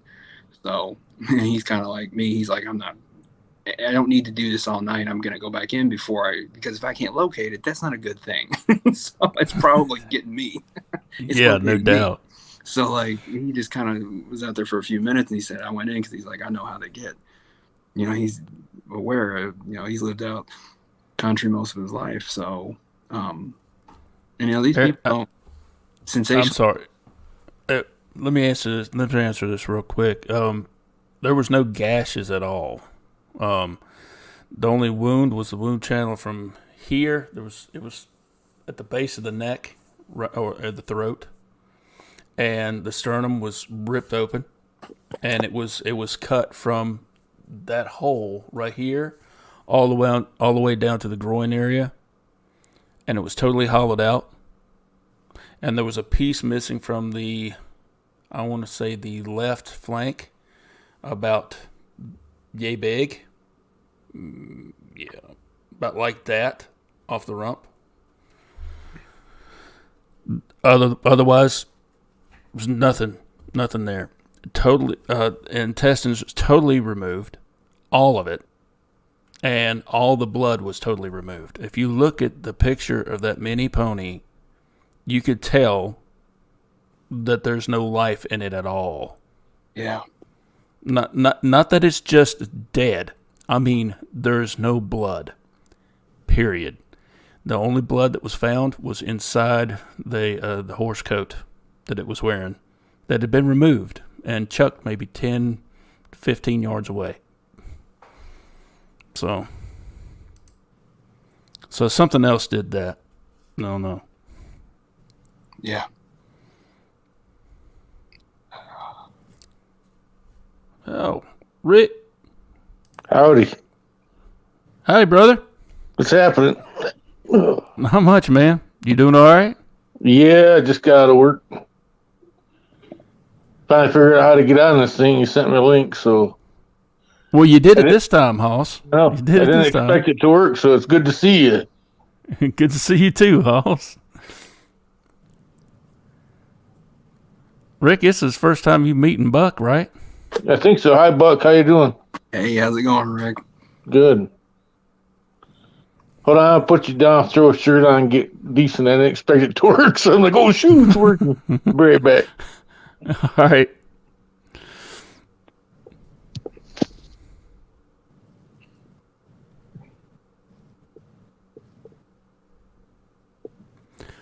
So Miss Deal, when I talked about not seeing the spine, I think it was the goat that Matt was talking about.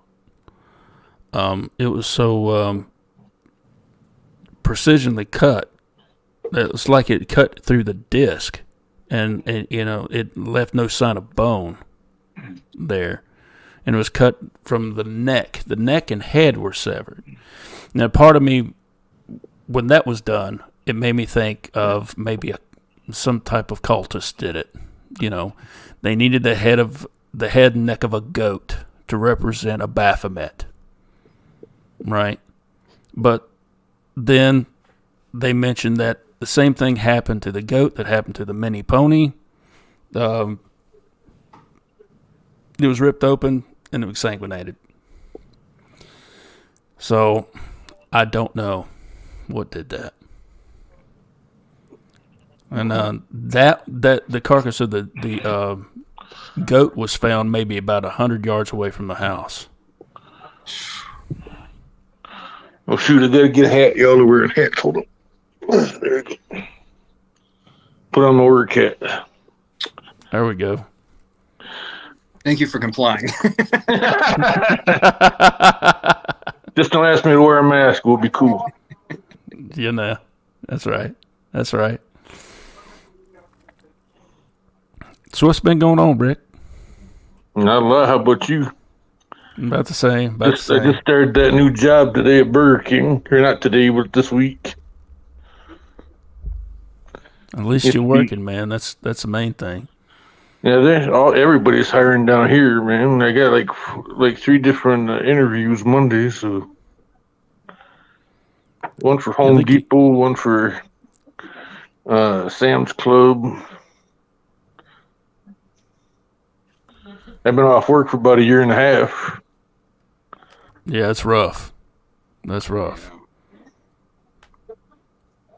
And being as you and me are practically neighbors, Lee. I know, right? Once I get better established, maybe we could meet in person sometime, eh? That would be cool. Yep. Buck here's in Kentucky. So yeah? He's a next I love door Kentucky. He's a neighbor too. We went through my kid's grandfather was born in a little coal mine in Kentucky. Hold on just a minute. Hey, China? What's the name of that coal town your grandpa was born in? I'll know it if I hear it, but there's a few, I think, in Eastern. It's hold on, I can't hardly hear anyway. So we stopped by there and she walked the railroad tracks back to see what it looked like. It's all closed down. And that's big Scotch country. You can tell that right just by looking at it. You don't have to guess, gee, I wonder if Bigfoot's here, because if they're not there, there's something wrong. Anymore, I just take for granted they're watching us when you're in the woods. So don't have to. I don't question it anymore. I'm just like, yep, they're out there. Well, like I've said before, I've gotten to where when I walk out now, when I go out there, I'll yell out Yate, Navajo for hello, and it's all is good. I was going to ask you, is that, because they're from different areas, I wonder if they all speak like Navajo or if they speak like different, like Indian, dialects. I think it'd be regional almost sometime. But it's also dependent upon, I guess, their understanding of humans are lacking sometimes, so it's kind of like we're trying. That's the truth. It's good enough. It's close. So. Well, I'm thinking also too is it's an attitude. I think. Yeah. I think. Well, they definitely do. They sense intention. They really Absolutely. do. They know when you're out there to fiddle farting around and looking for something trouble, or you're just being peaceful. Yeah. Because I remember my dad lives back in the woods, and I remember just going out my front door and sometimes feeling like how you get the feeling you're not wanted where you're standing. It's like, wait, this is my dad's. I'm living here. Why do I get this feeling? And then seeing all like the X's and like the footprints and stuff, I saw stuff like that as a kid, and growing up in Michigan, I just never realized what I was looking at. Right. Because the driveway we lived on was like, if you walked it twice, you walked about a quarter of a mile. And at the end of it, I and my Uncle Paul found this it's like a bunch of branches that were intricately wove together. And it was like, I mean, this thing, I was like, always been about 6 foot tall since I've been 13. And this thing I couldn't even reach when I raised my hand over my head. And it had leaves growing in it. It was like they used like living vines and stuff to make this like right next to the road, so they could I'm thinking a blind or maybe just a habitat to live. I didn't think it at the time, because when I was young, I heard about Bigfoot. I always thought they lived on the West Coast, and that was it. Right. Yeah, that's about all of us. I mean, even though I heard, you heard about. Sorry, I didn't mean to interrupt you. Mm-hmm. Because like you were saying, you hear about the Ohio grass man, you hear about all these other things, and you're thinking swamp ape. Yeah. God, oh yeah, the all of it. Mm-hmm. Oh, there's a ton of them. Honey Island Creek monster. There's a Folk monster. Yeah. There's actually. I mean, if it was some place by the road, possibly a marker, No, this is actually you could walk in as how do I describe it? It's like you could walk in and there's enough room for probably 6 of us, and there's still plenty of room. So, and I thought my uncle had done it. He said, "No, I found it like this." I'm like, and we were trying to figure out who in the heck could do something, down here. Hey guys, you keep talking. I'll be right back. Yeah. All right. I found nothing like that before, but some strange, stick formations and things that usually they, because there's some in the park right by here, which is heavily populated. It's only 400 acres, 2 at that. So if anything's in there, no, it's almost impossible because of just how frequent it is. But and all the roadways through it. But I've seen a lot of those through there, and it's like they'll say the Boy Scouts or people, blah, blah, blah, make them. Perfectly fine. I got you. But I've been out in places that are way the hell out there and still see that kind of thing. And so it's interesting. It's like, what? Right. It's almost like a weird, just kind of a parallel between the two us and them. It's very cool. I don't know. But I don't know what they exactly mean or signify. Just what you saw was a little bit easy. It's just weird because the more I hear, the more stuff comes back in my memory. The things because we used to do a lot of stuff in the woods, hunting, fishing, mushrooming, you name it. We were out there, right? Just hanging out. This was before all these video games and everything came out, and you had to entertain yourself, Yeah.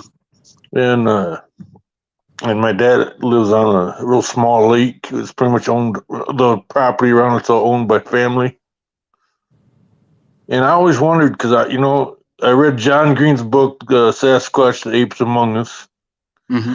And he had a formula in about, so much rainfall a year and a certain type of, I'm always thinking, man, this would be perfect, but Bigfoot can't be out here because I'm in Michigan. Come to find out, they saw one in Paris, Michigan, up by Big Rapids. Yeah. I talked to a neighbor years later, and he said, yeah. And just outside, not too far from where I went to high school, he said, I saw a Bigfoot. And I went down there. It couldn't have been Black Bear, right? Because Black Bear was still pretty much up in the Upper Peninsula. They hadn't moved down to the Lower Peninsula yet.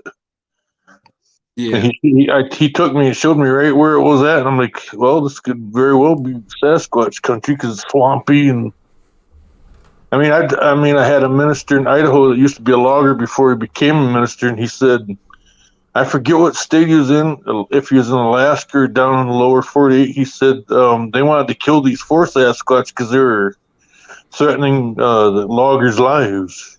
Yeah. I mean, it's actually, that's the whole we were touching on earlier. The frontier, like, when civilizations and all that stuff were encroaching, and the frontier, like you hear a lot of those kind of stuff, like Ape Canyon, and where it seemed like humans was something that was, I don't know, just otherworldly in these Sasquatch encounters. And it seemed like, again, it's like I'm more into those almost sometimes, because it's like, I mean, how would they? It's easier to make up now, I guess, back then, because it's like, I don't know. It's interesting. It's just, I don't know. Well, my first time ever hearing about Bigfoot was the trapper they got. It's not Bauman, not the guy that got killed, but Ostman, I think his name is. I think that's the one that came out earlier. That's it. He got kidnapped and taken to this camp. He said there were 4 other Sasquatch, and he just watched them. Yeah. And he, I guess the way he said that he got away from us, he was dipping, doing a little chewing tobacco. Yeah. And he got curious, and they wanted to try some, so he gave it to him. And they got sick, and that's I'm sure you guys know the story. I'm not telling anything you haven't heard, but no, that's one. Yeah, and it made sense to me that there's because I used to think that Sasquatch was just another primate, right? Mm-hmm. Then like listening to Lee and Bigfoot Odyssey and what's the guy's name? Duke, his station. Duke Sullivan, yeah. Yeah, Duke Sullivan Radio. Mm-hmm. Oh, and Matt Squatch had a lot of interesting stuff for a while. Yep. He's starting to get back into it, which is cool because I always liked his content. And there's just so many channels out there about Sasquatch. It's just really cool to see this come because what they say, like, is it 28% of the people in the U.S. believe in Sasquatch now? Yeah, it's pretty big. No. It's like when I was living in northern Idaho. Sorry, I'm kind of hogging up the airtime. Should I shut up and let you guys talk? No. Okay, hey, you part of this too. You part of this too, man. Okay, you're interviewing Buck here, and I'm jumping all in. Oh no, you're not. Okay. I feel like I was standing on the. Buck, hey, Buck knows how to interject. Okay. I was standing on the porch talking to. Go ahead, sir. To my neighbor, he's this guy that got up every morning at 4 or 5 o'clock in the morning. He had like 3 or 4 dogs he'd take for these long walks. But when he gets back, I was usually getting up, so we'd sit and just talk back and forth. And now this was back off the woods, and it's in a big logging area. Northern Idaho is big into the logging. Mm-hmm. And all of a sudden, I can't even describe what I heard. It's kind of like a howl, screech, and yell at the same time. And I'm like, what in the heck is that? And my face just must have drawn a blank because he looks at me without missing a beat. Says, "You know what that is, right?" I'm like, I have my suspicions, but I don't want to say what I think it is. He says, "Well, it's Sasquatch." And just like that, like he's saying, you heard a black bear. Like it's no big deal. Then I got to know those people over 6 years, and like you bring up Sasquatch, and so many people come forward and saying, "Yeah, I saw one here. My uncle saw one here," and they just accept it up there. Yeah. And that was cool to be up there and actually be amongst people that you don't know what you're talking about. It's a bear. I'm like, well, I saw one too. I and my ex-father-in-law, God rest his soul, we went out, like, we'd pan for gold, fish, hunt, mushroom again. We were looking for sheds, and we parked this truck into this field, and I went one way and he went the other. He found a left antler of an elk. So he said, "Look for the right one." So we were going, and I couldn't find anything in the field, so I decided to go into this woods part. Now I went from a bright lit field, to this dark woods, and I had to jump over what usually could walk across this little stream. It was the snow. It was melting, so it was like a raging creek, kind of, if you want to call it that. Sorry, raging creek. I'm from Michigan, so I call them creeks. Um, and I jumped. It took everything I had to jump across this thing. Right, this when I was younger and I actually had the gumption to do this thing. And as soon as my feet landed thud, I heard this snort and a grunt, like a like that. I'm like, what the heck? Did I jump into like a, because it didn't quite sound like any bear I heard. And I'm thinking, and all of a sudden, you ever see those martial arts movies where they get kicked, where they're fighting and the guy gets knocked down, he jumps right back up? It's kind of like there's nothing in the darkness, and all of a sudden this form shoots up off the ground. In this area, the woods I'm in is about the size of a football field and a half across, maybe two. And that thing crossed that so quick. And next thing I know, I'm out. Somehow I jumped back over the creek and I'm running where I thought the truck was parked. By the time I come to, I'm not really conscious, but like, I don't know the word to use. And I'm running. I'm in my early to mid 40s, and I'm running like a teenager after, the horny teenager after a hot chick. I mean, I don't think I've ever run that fast in my life before. And if I finally realize I'm going the wrong way, but as I'm slowing down, there's a big fence, and this fence, because they have what do you call open? Now is it open range where you just let the cattle wander around and feed? Yeah. They mark the cattle and they let it. Mm-hmm. But this, I'm telling you, this fence had to be like 9 foot tall. I'm like, what in God's name would they have a 9 foot tall fence out in the middle of the woods like this for? And I couldn't climb it. There's no way. I was out of breath. So I grabbed my knees, bent over, huffing and puffing, and I turned around, man. It's like, if this thing is chasing me, I'm dead, because I ain't getting over this thing. And I turned around and I see it looked out, and it saw that I wasn't coming back or whatever, and ducked back in.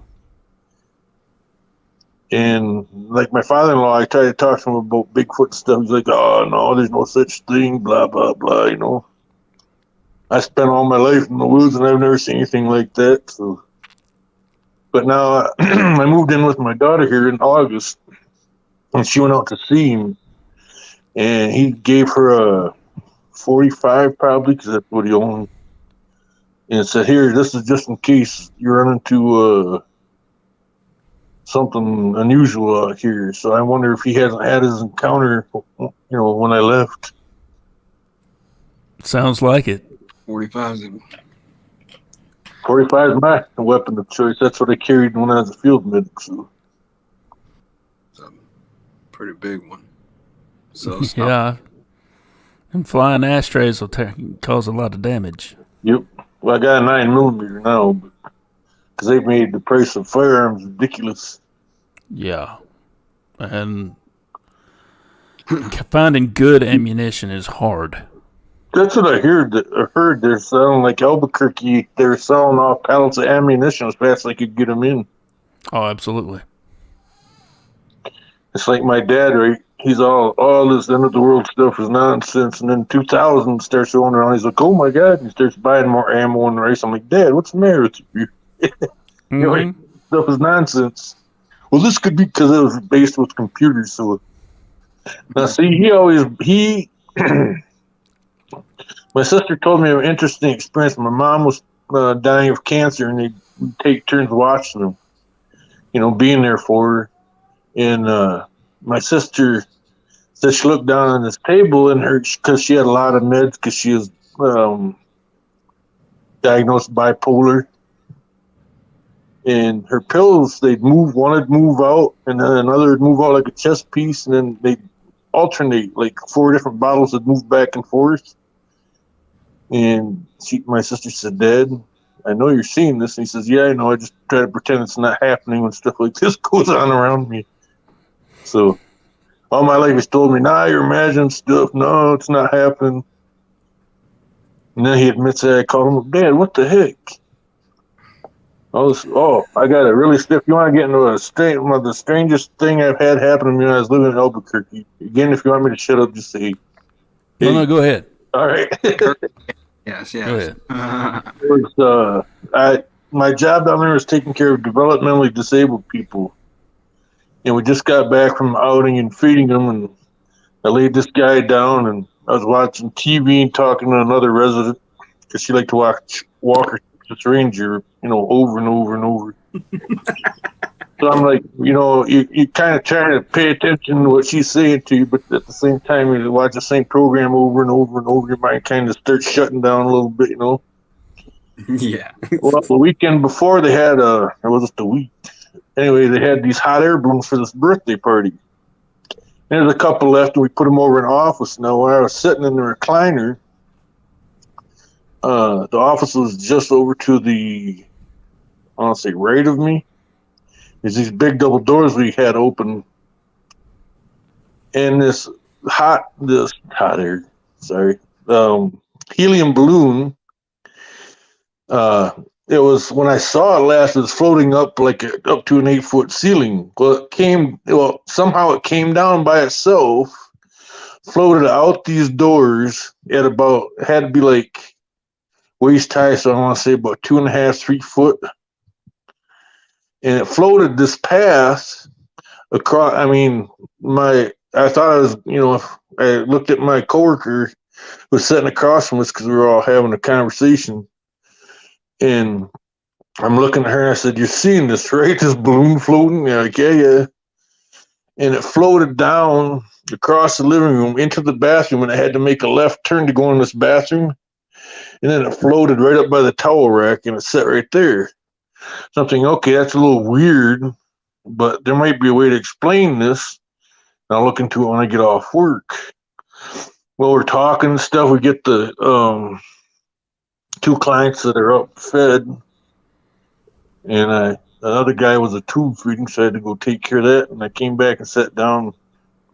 I was talking to my coworker again.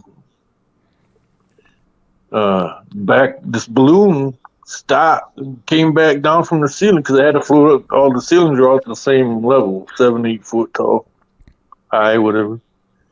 And it sank back down a 3-foot thing, came right back down the same path. Now, if that's not weird enough, I hate supernatural stuff when it happens and I can't do anything like run away from it.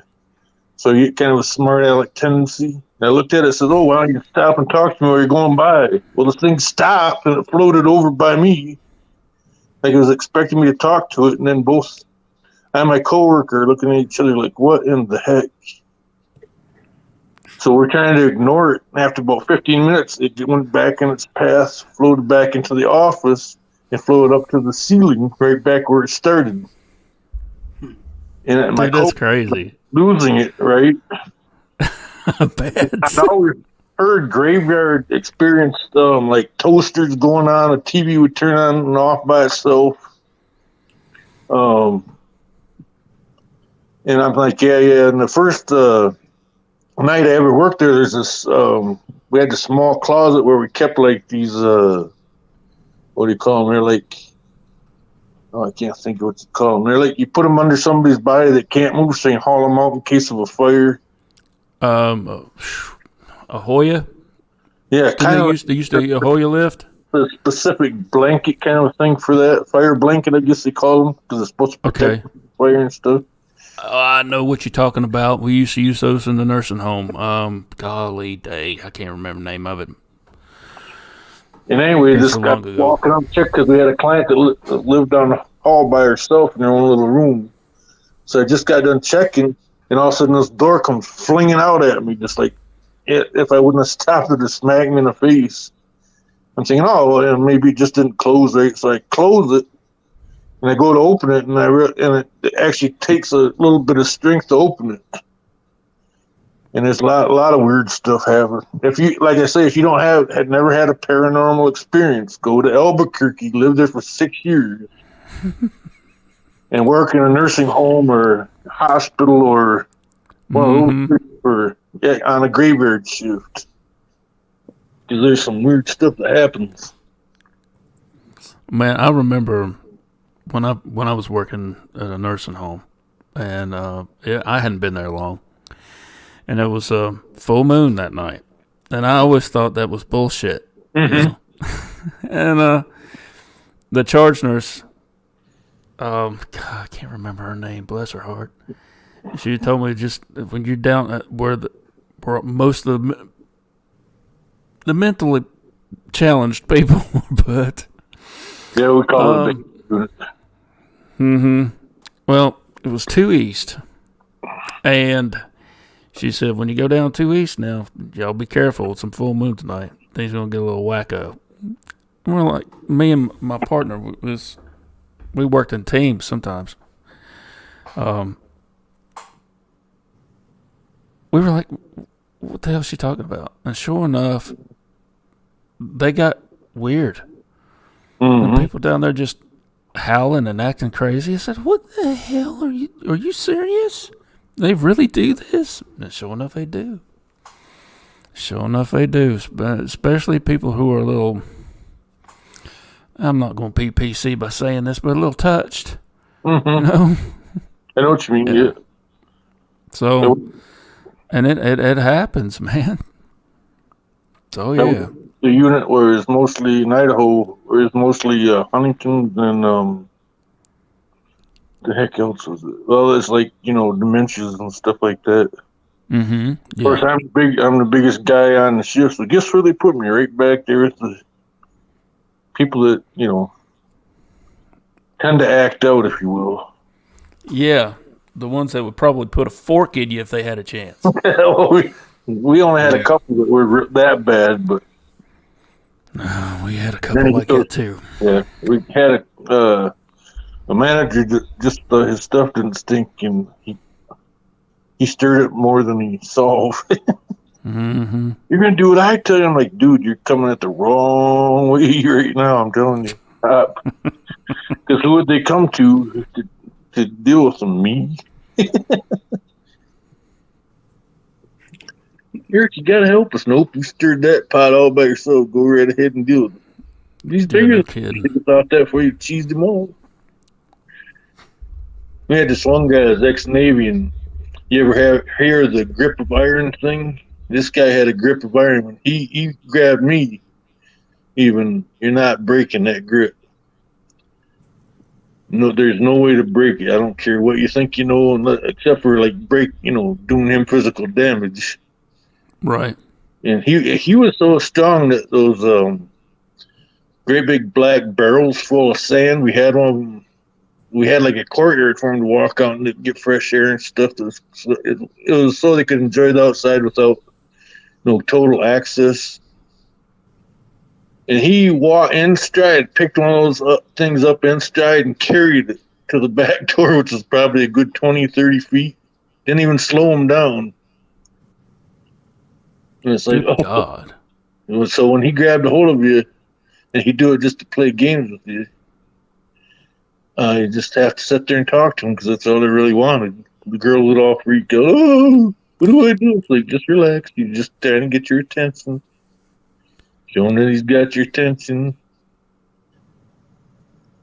Damn. But yeah, that's. I think I saw my first full-bodied apparition in Idaho. I was doing the third shift, and I was walking because there's like a lower place where you walk downstairs where the offices were, and then they had like a meeting place for the families and stuff, and they had like a little waterfall.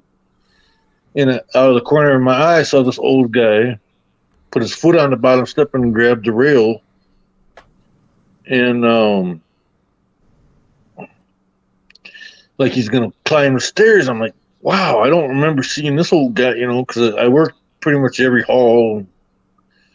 It's like maybe this is a new person. So I went down there and pushed, because you got to push his code to get through the door to get down there. And so I was like, wow. I'm like, the nurse, where are you going? I said, I got to go check. I thought I saw somebody downstairs, like one of our residents. I'm like, I thought so. And there's nobody down there. Nobody. The offices are closed up tight. The front door's locked. It's like, I didn't see him. And then they did some reconstruction, and they hung this picture like right when you walk in the front doors, and it was that guy. And I can't remember what his name was, but it was like one of the first residents of that. It's like, Wow. okay, that was, and then we used to hear like wheelchairs running around and running around. And another day in the life, if that's directed towards me, it's a very, very good possibility. Or it's just, I think it's just like the last place they were, and maybe they were even happy or unhappy. Who knows? And it's Mm-hmm. just where they stick around for some reason. Well, my ex-wife, we used to work at the same place, and she was in there cleaning up after this lady just died. And they have those, you probably had them in your nursing home, where you reach out and you pull the chain to turn the light on and off. Well, when she's in there, she said she heard and she saw the chain get pulled down and pop right back up, and the light came on. And all she could think is to say to the person that passed out name, says, "Okay, you got me, good one." And then that was it. That's all that happened.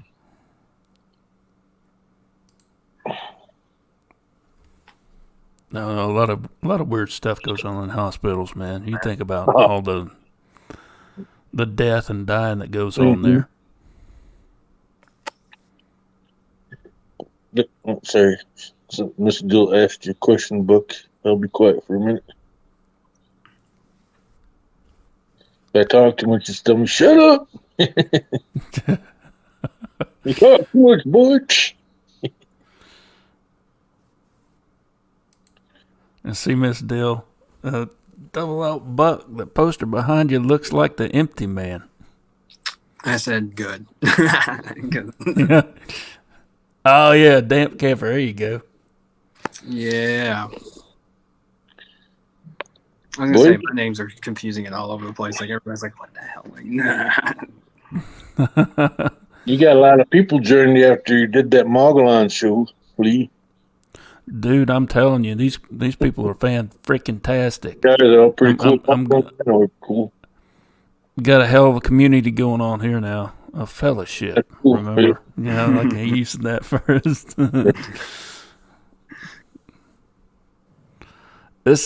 It's not going to be just you, me, and Ray anymore, man. I know, it's a trip. All these people jumped in here. It's freaking great. It is. I love it. I know most of them. I was trying to get Crow Creek in here. He's from Alabama. He shows up on Mogollon's channel a lot. I met him in the Lady of the Woods chat room. What's up, Jimbo? Lady of the Woods. See the chat, so all I see is our three handsome faces.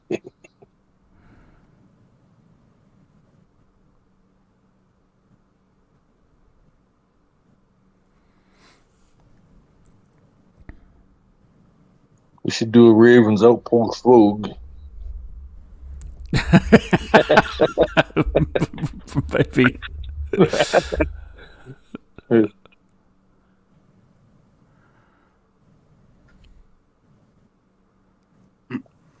So, Buck, I rudely interrupted you earlier when I was talking, and and I come on and start yakking. You have to get me.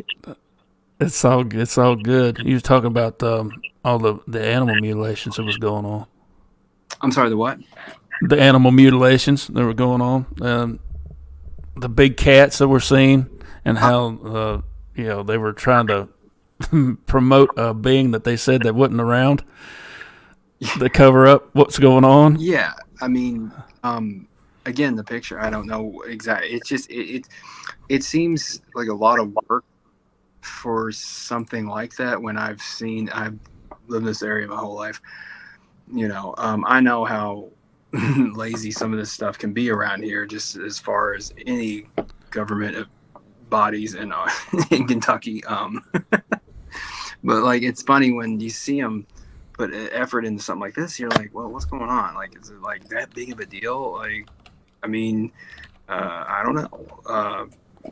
From that one Monroe that has a similarity, like I said, to the many horses, and the cuts being too just having an unnatural quality about them, and just the fact of the barely anything disturbed. I mean, yours is definitely that is far crazier and just overall very scary because it's but it's just these kind of spanned for some time in Monroe, which, like I said, it's towards Bowling Green southwest, so you're talking 2.5 hours. Then it hit we had some up here in 2019 about 3 miles from where I'm at now, near the zoo out here. 6 llamas killed and 7 injured on a farm. And again, they were all killed for sport. It looked like bites behind the ears into the flanks, and that's kind of indicative of you can throw a lot out there. Actually, coyotes will attack the flanks. Big cats attack the neck and the head area where can be construed as like bites behind the ears. But it's kind of like a mixture of all of it, and nothing was ever conclusively done about that. It was a roving pack of wild dogs is our go-to in Kentucky, but nobody agreed with that, especially the people that own the farm there. And then what's weird is it was February 18th, 2019, and on February 22nd, another farm was hit 5 miles away, more toward Mount Washington, by like Bullock down this way, so it gets a little bit more rural, but not too much. It's still pretty much within the city.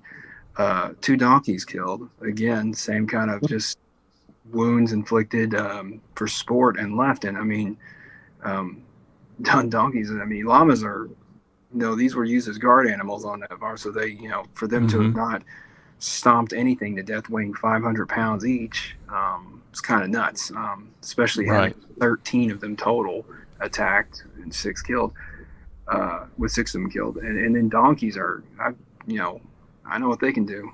They're not ones to trifle with either. I've seen what the aftermath of what they did to a coyote. It wasn't pretty.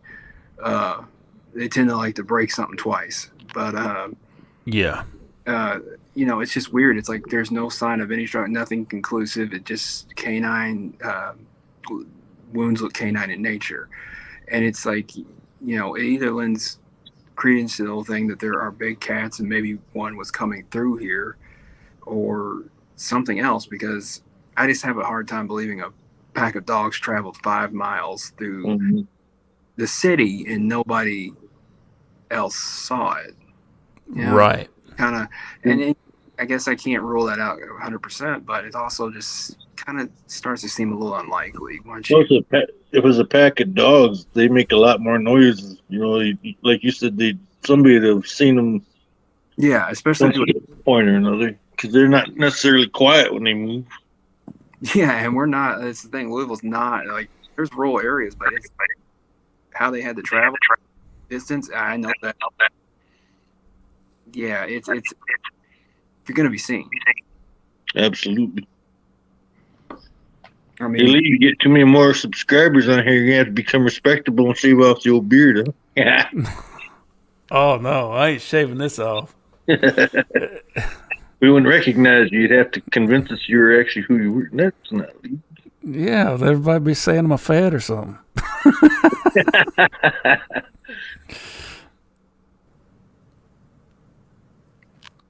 What's my opinion? Well, funny, and this is only anecdotal and unconfirmed, and I don't know how, but it's still just kind of weird that it coincides. These were before this that I ended up finding them dated, and just anecdotal, of course, online.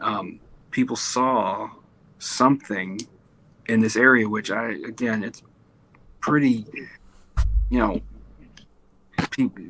it's heavy population through here, I feel like.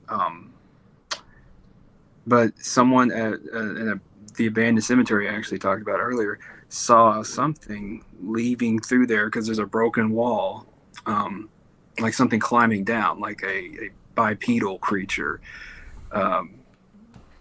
hairy and described kind of, I don't know exactly, I guess, werewolfish. And then someone, I found another thing about someone posting something. Did anyone see a weird running bipedal creature through a creek that runs through the park near here? Something following the creek there extremely fast.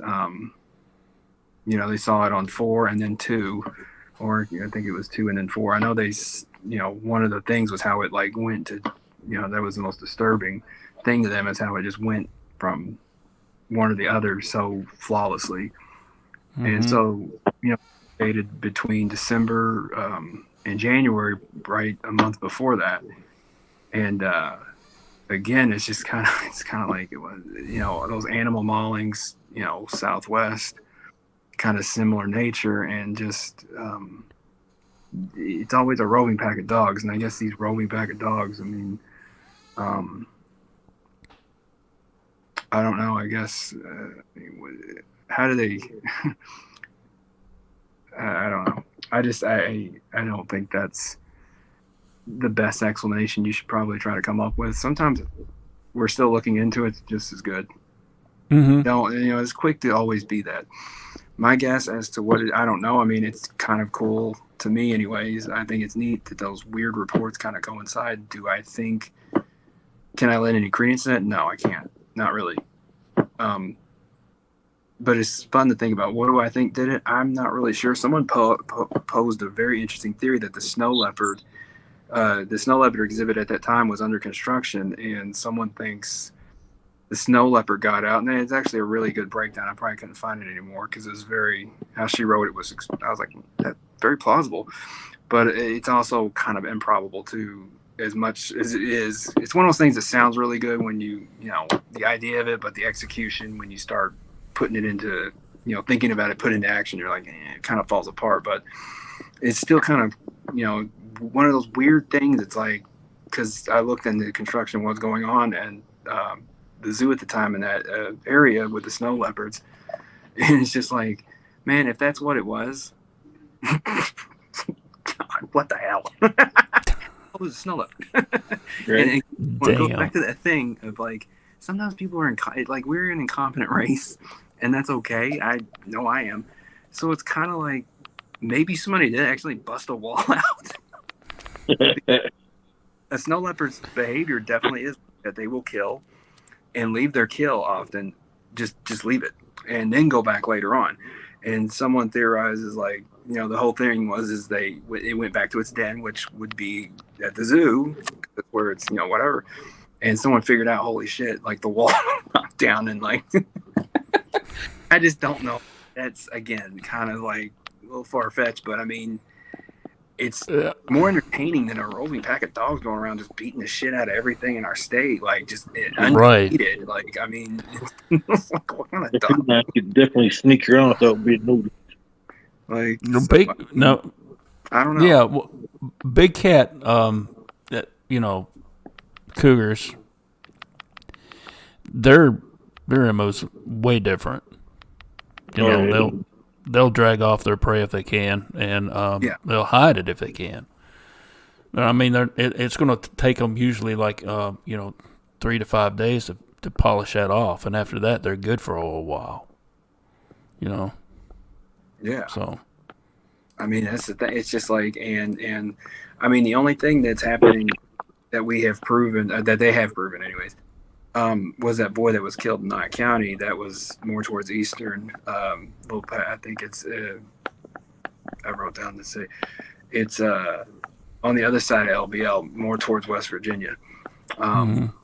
This Knott County, they did do DNA DNA taken from the scene when they found him. They ended up going back to that area and they found a pack of dogs near the salt mine where his body was found, and they took samples from them, a couple of the specimens, compared it, and it ended up being a match. So they did actually conclusively prove that the boy was killed by a pack of dogs. So, but someone heard him and said it sounded like there was dogs barking and like he was being chased, and the person who called 911. So it lends a little bit more to that too once that came out, because at first it was kind of like positive, like this kid was drug up and he was taken up the side of a mountain. I think he's more chased than anything, just fearing for his life, trying to run away. And, right. The way it was done at first, it was very trying to almost be mysterious and for no reason, because they were like, we have no idea what did this, and KSP was involved, a bunch of agencies, and then just to find out that like they did take samples and test it and got it figured out, by August.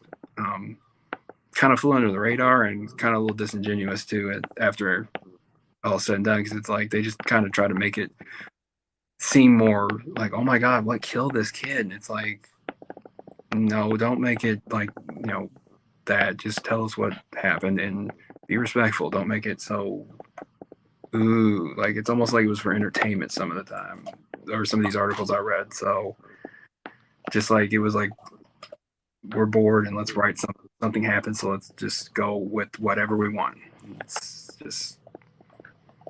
It makes it hokey, and it's like something actually happened to somebody, but whatever, like who cares if it sells, right?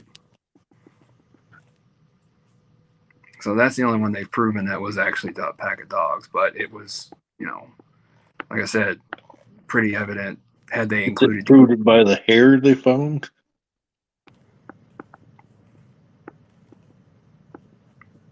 How did you say they proved that it was a pack of dogs?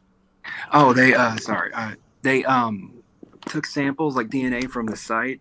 I don't know if it was blood or it could have been hair. They didn't say. They just said, again, it's like it's so, the reporting, and I looked at several articles, it was all kind of like this. It's very vague from when this happened in February to August. But they said they took samples from the specimens, which the dogs up by the salt mine, and then compared it with DNA they took from February at the actual scene they found him, and they cross-referenced it or matched it, whatever you want to say, the samples ended up matching to those dogs. So, I mean, I think to me, I get what you're saying, hair, saliva, I guess blood even. I think more like, out of those three, that's what they probably did. But again, it's like they just prove it was canine, right? What was that, Rick? I said I would just prove that it was canine in origin, right? No, they actually that's what. Yeah, they actually matched it though. Like they couldn't do. Okay. Sorry. It was like a dog. Yeah, matched it to a dog, but they couldn't a big breed or something. So gotcha. Like they dwindled all the way down to a dog. Like I'm like, why? And it's one of those weird things. Like there's a lot of stuff that happens in this, not just our county, that I look at and I'm like, the police, investigative resources, whatever, there. But then it suddenly is here. And it's like, I don't know their exact price, know how much labs. To me, it's a lot of effort was spent on something to prove this is what they set up saying. It's whatever dogs, and they went to the links to prove it. And it's like, I don't know. It's one of those things. It's like, it'd be nice if they put effort into a lot of things like that. But I mean, it's just pretty adamant about it. I don't know. It's just, that's the only thing that strikes me as kind of weird, I guess. And I don't know if it's just a thing with this, how it works, is how much effort they've put into like proving something is, like the whole trail. Then this, DNA samples. They go to these links to say this is it and we have the proof to it. And it's like, okay, we got you. Like, nobody was really up your guys' asses in August asking about this either. So thanks. Like, it's just kind of like, cool. Like, it's like, we get it. Okay, we'll believe. I guess it's just, we have to believe this because it's what you're saying. I don't know. Sometimes it does seem kind of forced and weird. Yeah. But yeah, after that, really haven't seen anything odd Like I always think February is a weird month. Just tends to something always happens. Nothing really weird. I don't know. Like I told you the other day, Lee, somebody like was put online they were pissed. I don't know why they were mad about it, but like about like a deer being torn in half on a road out here, like in the middle of the road. Because they said it looked like it was like just shorn in half. I don't even know. Like it didn't. They just were saying it didn't look like hit by a car, but like someone maybe dumped it because it was right in the middle of the road, just the backside of it, front and head. And then someone, I mean, maybe this is the same damn deer. I don't know. Then someone found a head in a park. George Rogers Clark, or shit, no, he's only got two names, I think. George Rogers Park. They found a deer head with and I sent you that picture of like the spine still attached, but the antlers taken. To me, though, I think it looks like, I don't know, I'm not a hunter, so it kind of looks like a doe, though. It doesn't, I don't know, there's no, unless I missed it, I didn't really see where they took antlers or anything. But also, it's not a very big park. It's right across from a hospital on a busier road. If you're gonna dump a poached animal, why would you dump it there? That makes no sense. Like it's just weird to me. Like yeah, it's insane. Again, it's one of those things. I don't like either explanation. I actually would rather this be crazy and supernatural and paranormal than some dude going around poaching deer in very populated areas and then basically ripping the spine out and just leaving the head for anyone to find in a park that is not a hiking, but it's mostly family oriented park. Like, good God, dude! Like, thanks. No doubt. Like, it's weird shit like that happens. This city is something else sometimes. But I don't know. Maybe it's the same deer too. I don't know. But it's just that's the only thing weird that's happened recently. But I mean, it's like not that weird, I guess.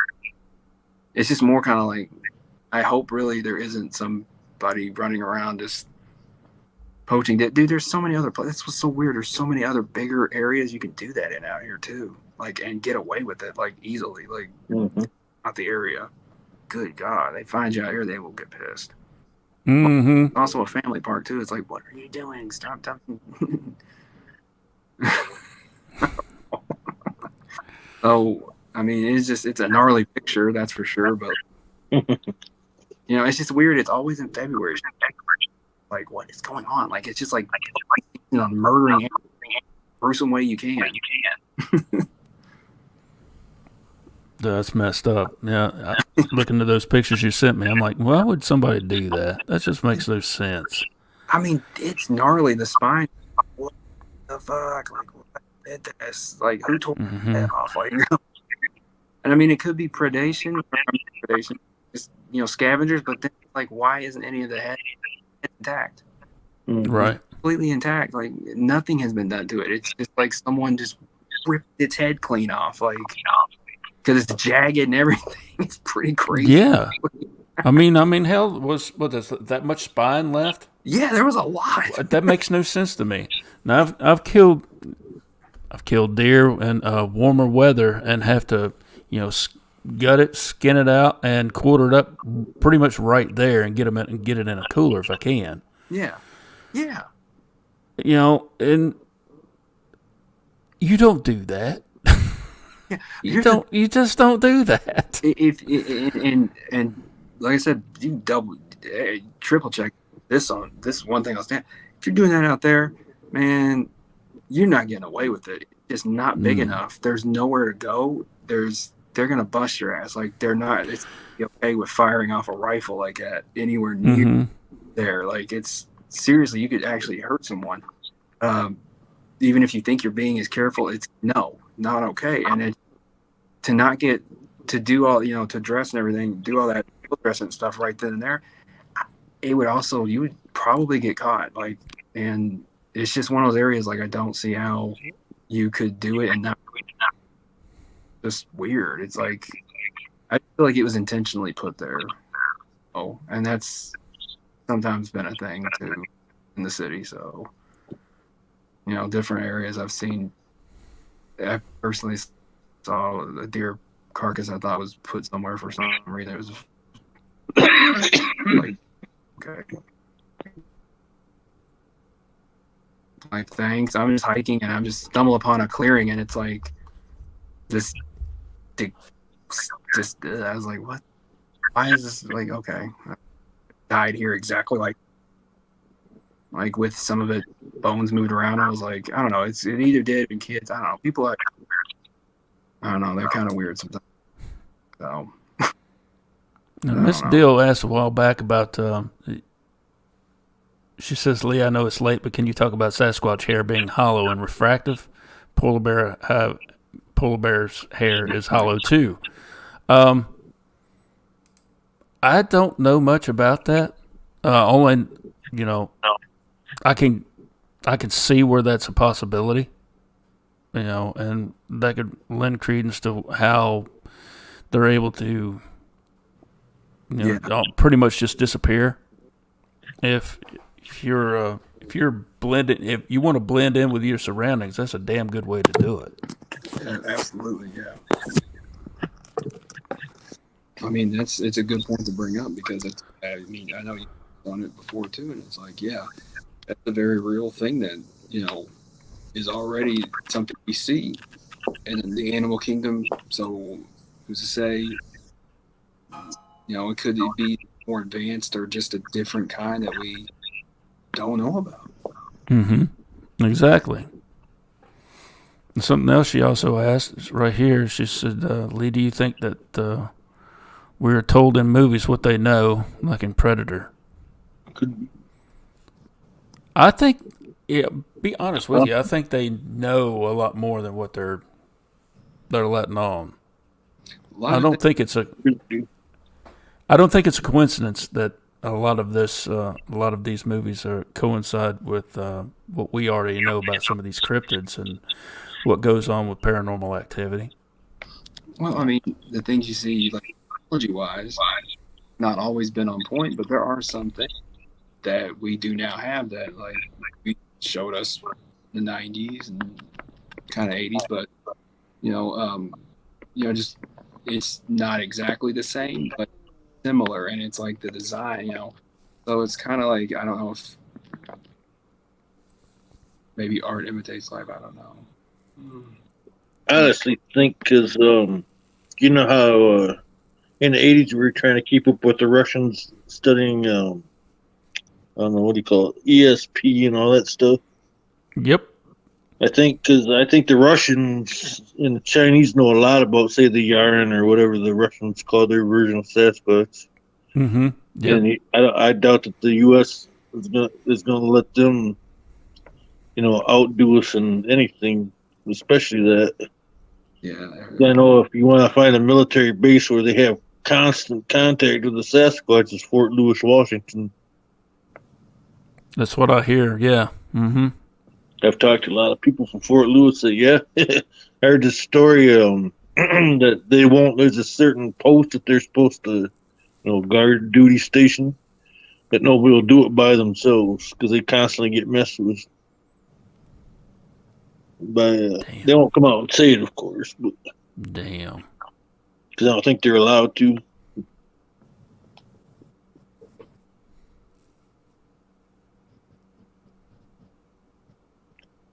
And who knows what they're experimenting with. Well, you heard the story of, was it Zana? About they kidnapped, the Russians had this female Sasquatch type critter. Oh, yeah. And they mated with it, and they found like a skull that was actually like a grandchild. Yeah. Igor Burtchev did a big study on that a long time ago. Because when I first heard that, in my teenage years, I'm like, yeah, I didn't believe it. But the more I listen to it, and the more I hear other stories, it's like, and they say they found the skull right where the villagers pointed them to. So, and there's other similar stories around the world too. Mm-hmm. So, well, I'd like I don't know if you're politically correct on this, but the Native Americans. Yeah. I remember reading stories how the females were always getting kidnapped by Bigfoot. Bigfoot ran away with my wife. Yep. Then National Choir where they make fun of it. But who knows how how many of those stories is true. That's actually, that's some of the lore that they have. Some of their mythology falls into like how they battled against beings like that. Disturbances with them, just the same as any.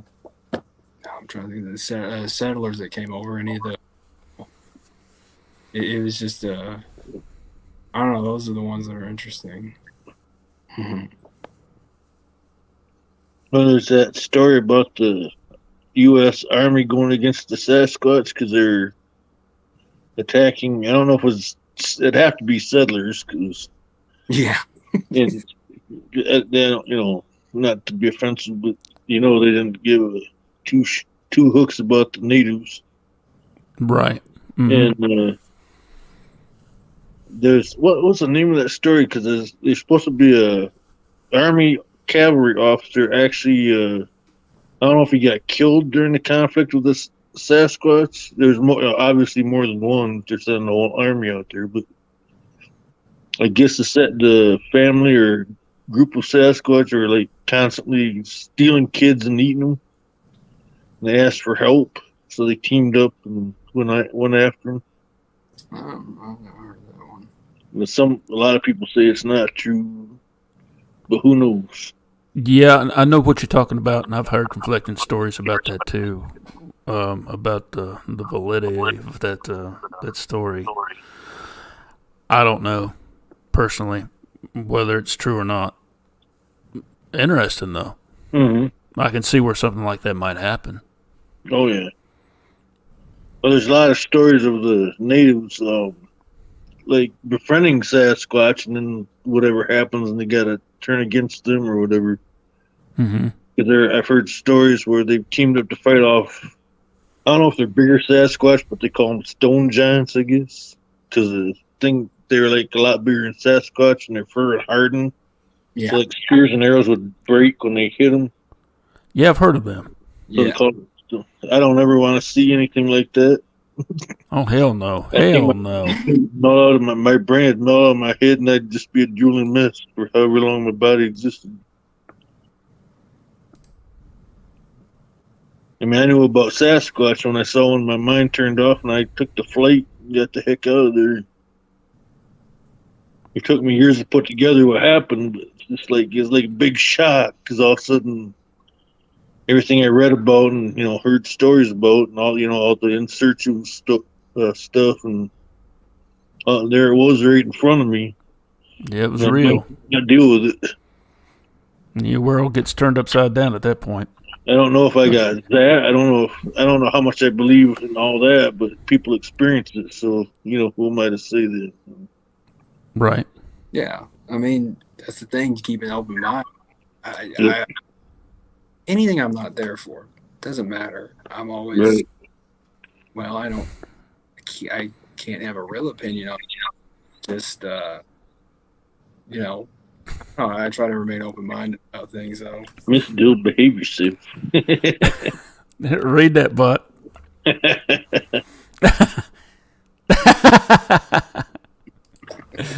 You can well.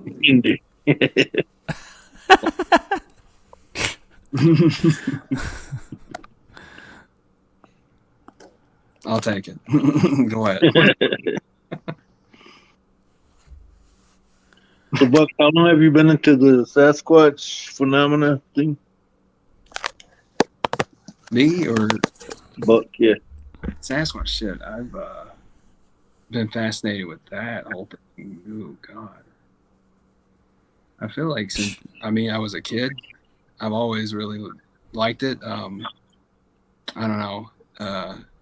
Harry and the Hendersons is one of the go-tos when I was growing up. Oh, yeah. Absolutely. Yeah. So I don't know. I've always been kind of interested in it. Really started getting, I guess, more into all this, and since 2019. So I took a little break for a couple years, but I've been interested in all this forever.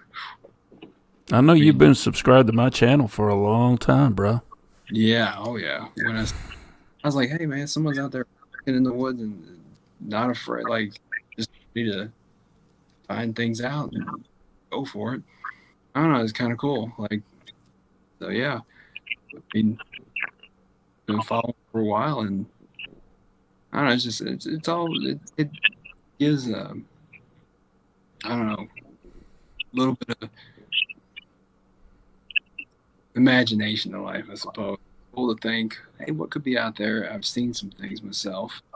Well, people have seen things. You both have. It's you know, it's hard to. Again, whoa, we can't all be wrong, and I just think that there is more out there. Um, I don't know. It's getting out in nature and just going places like that. Um, I don't know. It gave me a better appreciation of nature too, and the world we live in, and how we've long kind of just neglected it. Mm-hmm. Oh yeah. We could do better, but it's hard to say that too when I know I don't. So I don't know. I appreciate why you have it, I guess. Well, we all have it. Seems like there's a little drama going on in chat right now. Have you seen that? What the hell's going on? Look, I posted a link in chat. If anybody wants to join in on the conversation, you're more than welcome. But come on in. I mean, I was watching. I was like, like what? I know. I don't know what's going on. I've been trying to pay attention to what you guys are having to say, and like. So, I mean, yeah. I was like, I think someone's just mad at someone. I don't really know. Like they're pissed off at religion, or someone's. I don't know. Someone said religion, and then it was. That's one of the better ways to hand grenade into the campfire. So. No, Jimbo, I don't believe it's you. It looks to me like you're trying to quell the bullshit. So. Well, then, obviously, that's the one to blame. Anyone who's trying to solve the problem. Well, yeah, that's right? What the government does, right? I mean, let's go ahead and target one person. Rick, I see where you're trying to get back on, buddy, but it says the device not connected. I don't know what's going on, bro. If it's missing 411, they'll end up finding me later on. And no, right.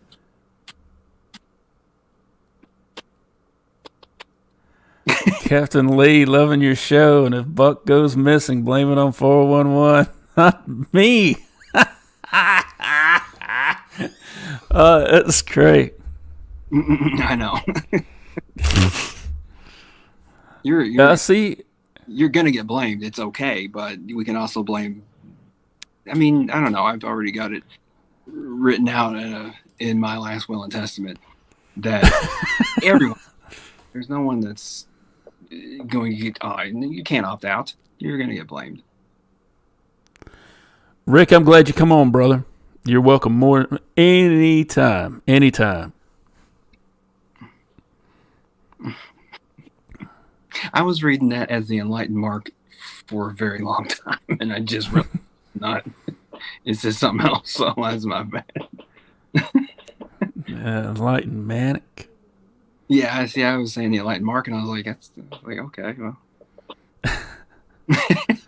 I guess. I mean, good night to you, Rick. It was good chatting with you. Yeah, good night, buddy. He's like, I got bounce. I'm not doing this. Yeah. Like I said, Rick, you're more than welcome to join in anytime. I put the link in chat. All you gotta do is hit it. You got something to say. That's what Raven's Outpost is all about, man. It's about sharing information. If there's something I'm saying that you feel I'm off base on, enlighten me, dude. Enlighten me. Same. Absolutely. I don't know all. I don't claim to. Yeah. I know what I know, and that's it.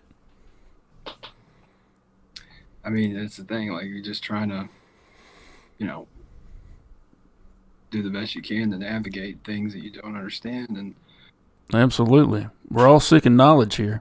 if I knew, I would already be rich. Hell yeah, man. Be getting that brain warm. Look, I'm going to be honest with you, too. You can find better avenues to make money than this field of study. But, I've known a couple. Athena, would you stop that? You want to tear down my network back here? God bless America. Stinking cat. Bless her heart. Anywho, what I was saying, I've known a few people that wanted to get their toes wet in these waters to make some money. Don't happen often. No. You got to have connections to make some money doing this. And usually when that's concerned, you're usually throwing some shade at people, trying to discredit them, or you mixing in a little truth with a little hokey bullshit. Well, I was going to say, it might be a little bit more than just a scotch of it. I think they throwing shit at the wall and hoping to see what sticks, and it's just like, all right, we'll go with that. I mean, you have to sell yourself really in order to make money in any kind of, and it's something I find hard to do. So, because I'm not buying this, so I mean, I don't expect anybody else to either. So, I mean, I'm like a 95 Corolla that's been on blocks for a few years, but you can still drives all right. But so I don't expect anybody to ride all the way with me. Just listen. See, this right here, I agree with. Truth don't make money. Your channel gets banned or hidden. Yeah. If the right people gets a hold of you and figures out, he's getting a little too close. They're getting a little too close. Let's shadow ban these people and tuck them away somewhere. Shadow ban, yeah, damn right. I like it. They do. I mean, yeah. Oh yeah, I'm all about that. I'm about ready to sport a Canadian flag out in my front yard, by God. I mean, the trucker revolution, the honk revolution, man.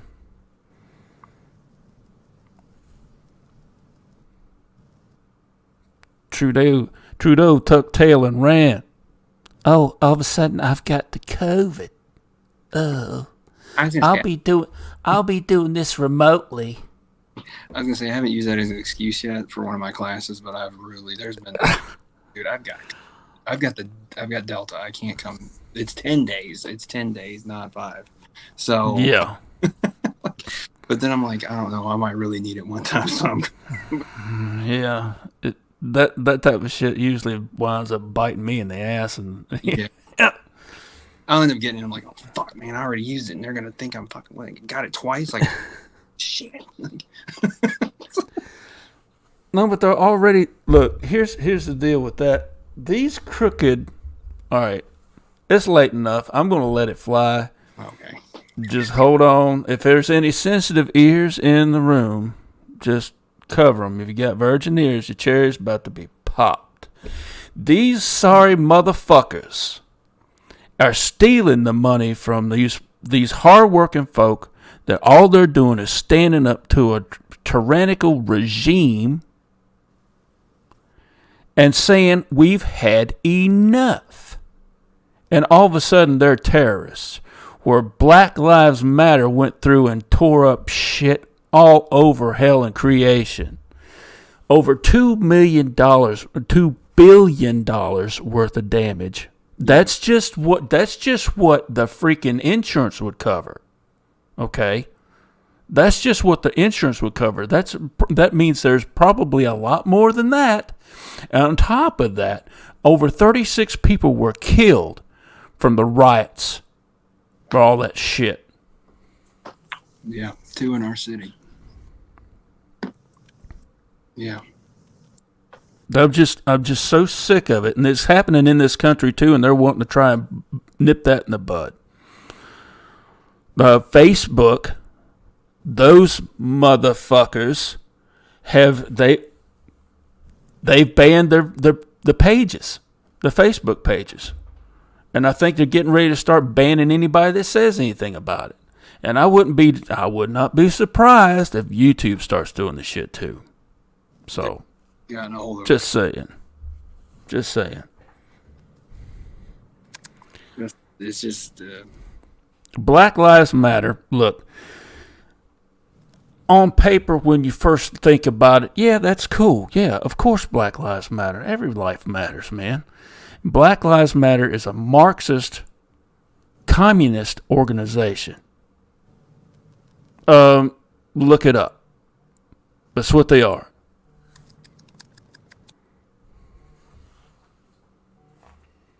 Oh, shit. We got some shit going down here around where I'm living at. We got an active shooter situation.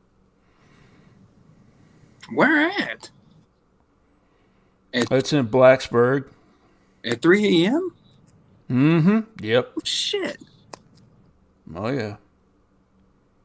Damn. I've been getting notices about this since, before I went live. So, well, what? So they got it at where they got one at? God.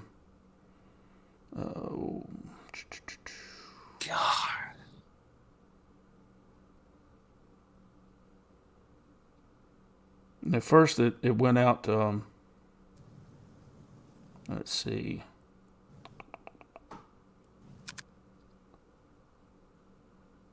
Yeah, right here. 12:21 a.m. Shots fired. Roanoke and Draper.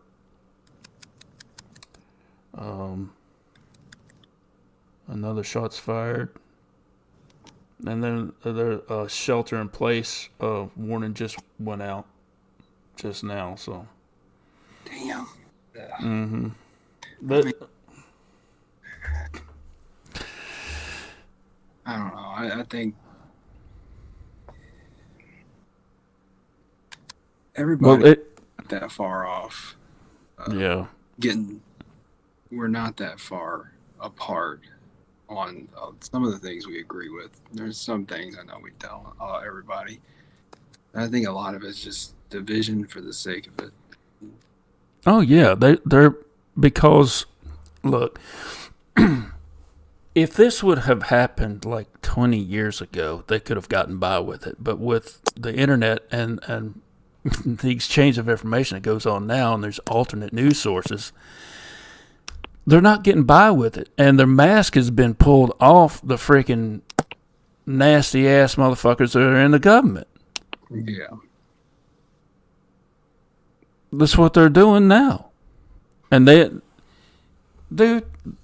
all they want to do, united we stand, divided they fall. And they've sowed seeds of division for years. And it got really bad. And it got really bad after Trump got in office because he wasn't supposed to get in there to begin with. They got a little too overconfident, right? He got put in there. But here we go. Justin Trudeau, Mr. Blackface, I've been in blackface more times than I can freaking remember. No, he can get by with shit scot-free. And some of these poor idiots have voted him back in. I don't know how that happened.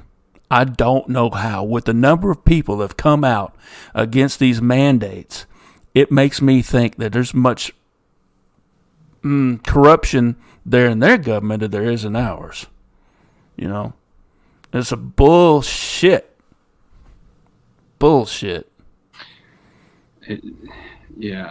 Our own political issues here aside, everywhere is crazy, but it's there's a lot of troubling things in this city that involve local, the mayor, our police department, things that people don't know about. The only reason I know is because I went to high school with one of them. Right. Did bad shit, and it's easy to find too. Our LMPD Explorer program, Mm-hmm. and it's just that kind of stuff is just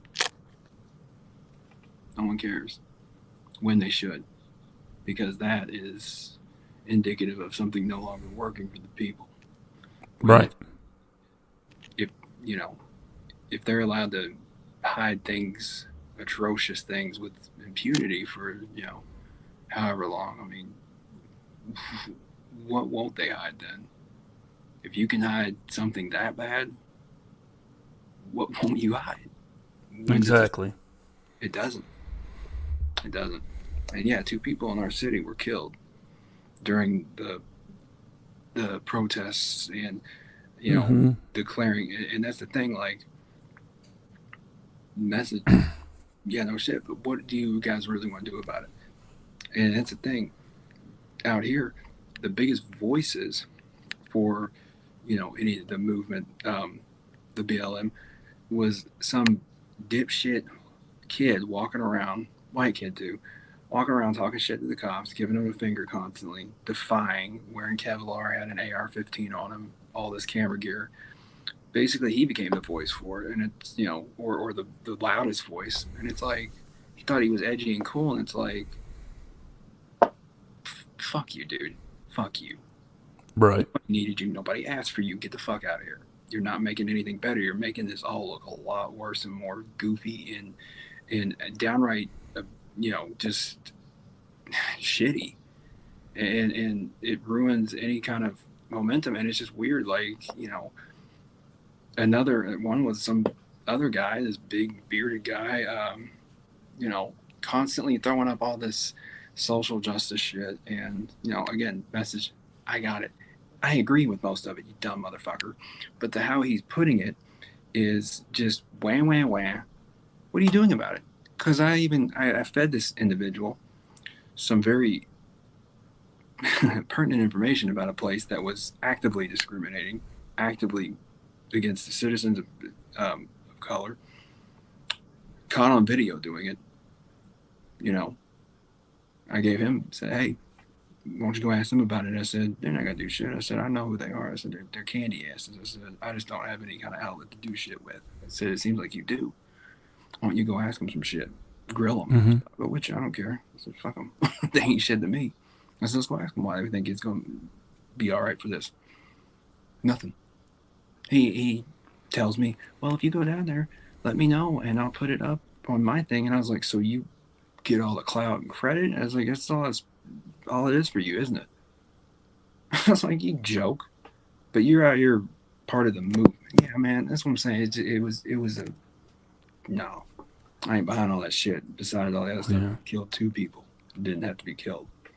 Right. And it's just I just our city really embarrassed me and anyone else because it was Louisville was all over the news there for a long time. I mean, I've been probably almost a solid month. That's all I was hearing about. Something about going down in Louisville. I said, good God Almighty, what the fuck is going on there? And it's just like I said. Like I watched some of the streams, and all I kept seeing was these, again, privileged ass kids my age, walking around with impunity because they look like me, giving the cops fingers and shit, doing it in front of a camera and thinking I'm fucking tough and I'm sending a message. You're not sending anything other than you're a low class individual who's a fucking idiot and doesn't know how to confront this shit the right way. Where were you when all the other bad shit was going on that you should have exposed? You could have really got them then, but you didn't care. You didn't care until it's trendy. And that's what I have a problem with. It's like nobody gave a shit until this shit was, the hot thing to hop on. Dude, you hit the nail on the head with all these so-called protesters and these so-called activists. They don't even know what the hell they're protesting. That's what I'm saying. I give you something It's a hippie. It's a fucking hippie head shop. There's nobody in there right now. With my bad knees and bad back, I couldn't probably fist fight to at least a duel, like a draw. It might even beat some, but like it's just nobody in there is going to. Hey, whatever. Like they picked on. It was 3 of them. 2 of them a guy. They picked on a girl. First of all, a female. They thought it was cool to buck up on her and yell racial slurs at her. I'm not afraid of people like that. No, talk to me like that, and we'll see how it goes for you. It's not going to go well. But like, I told him all this shit, and the dude's just like, okay, well, let me know when you have. What do you mean? I thought you was into this, man. I thought you was the voice. You've been down there. And I was like, you are hive mind. You're nothing. Mm-hmm. As an individual, you're nothing. You're useless. I was like, God. Hive mind. I like the way. Yeah, exactly. But it's like until it became trendy, and then, looking into that stuff more and more, you're like, oh wow, this guy, he ended up, I think because of the pandemic, a lot of people lost their jobs. He hopped on this though, and he made a brand. He did it everything right, and he's now like pretty well followed around our city, like a little kind of thing. And it's like he started selling merch, and I was like, y'all don't even see this. Y'all don't see this. You thought he was on your side? Come on, man. He's never on anyone's side. They never were. None of those 2 little motherfuckers, never. Because I don't hear shit about it now. They're not outraged anymore. It makes me sick because it's like there's shit that needs to be changed, and y'all are not helping. Get bent. Get the fuck out of here. If you want to really change shit, this ain't how to do it. Stop. You got to outsmart. You can't. You play your opponent. A lot of people said he said you play the opponent. I don't know if I believe that. I think you play above or below your opponent. Right. Something that they're not going to be using. Exactly. I think that too. Miss Deal, why don't you hop on in here? I want to hear a voice of a Canadian tonight. I'm serious. Yeah. Let's hear your voice. And if you don't want to jump on here, I understand. I'll be recording. The world is watching Canada right now. The world is watching Ottawa, Canada right now, and seeing all the crooked shit that's going on right in front of everybody. I mean, they ain't even trying to hide it no more.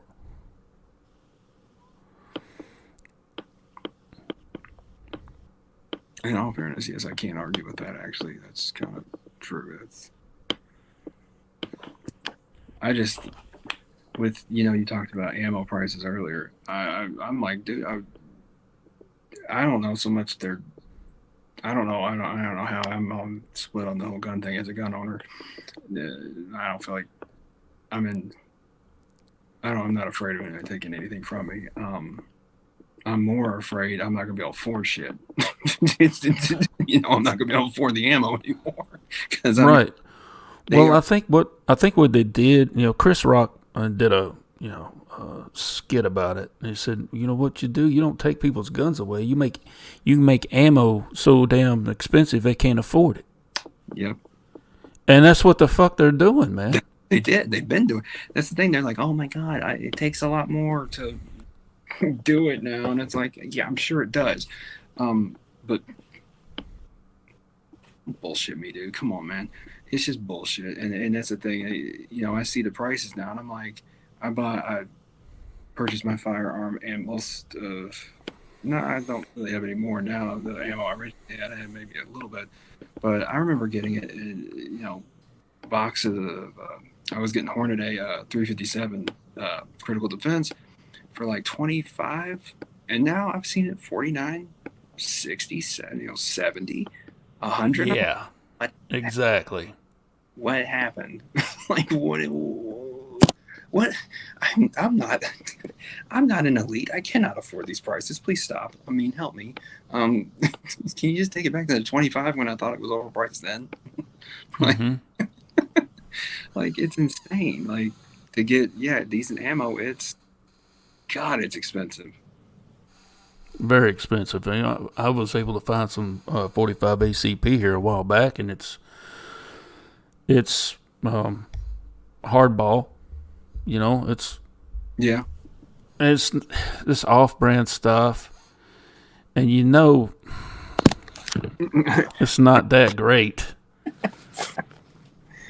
Yeah. Yeah, I bought No. some off-brand. Yeah.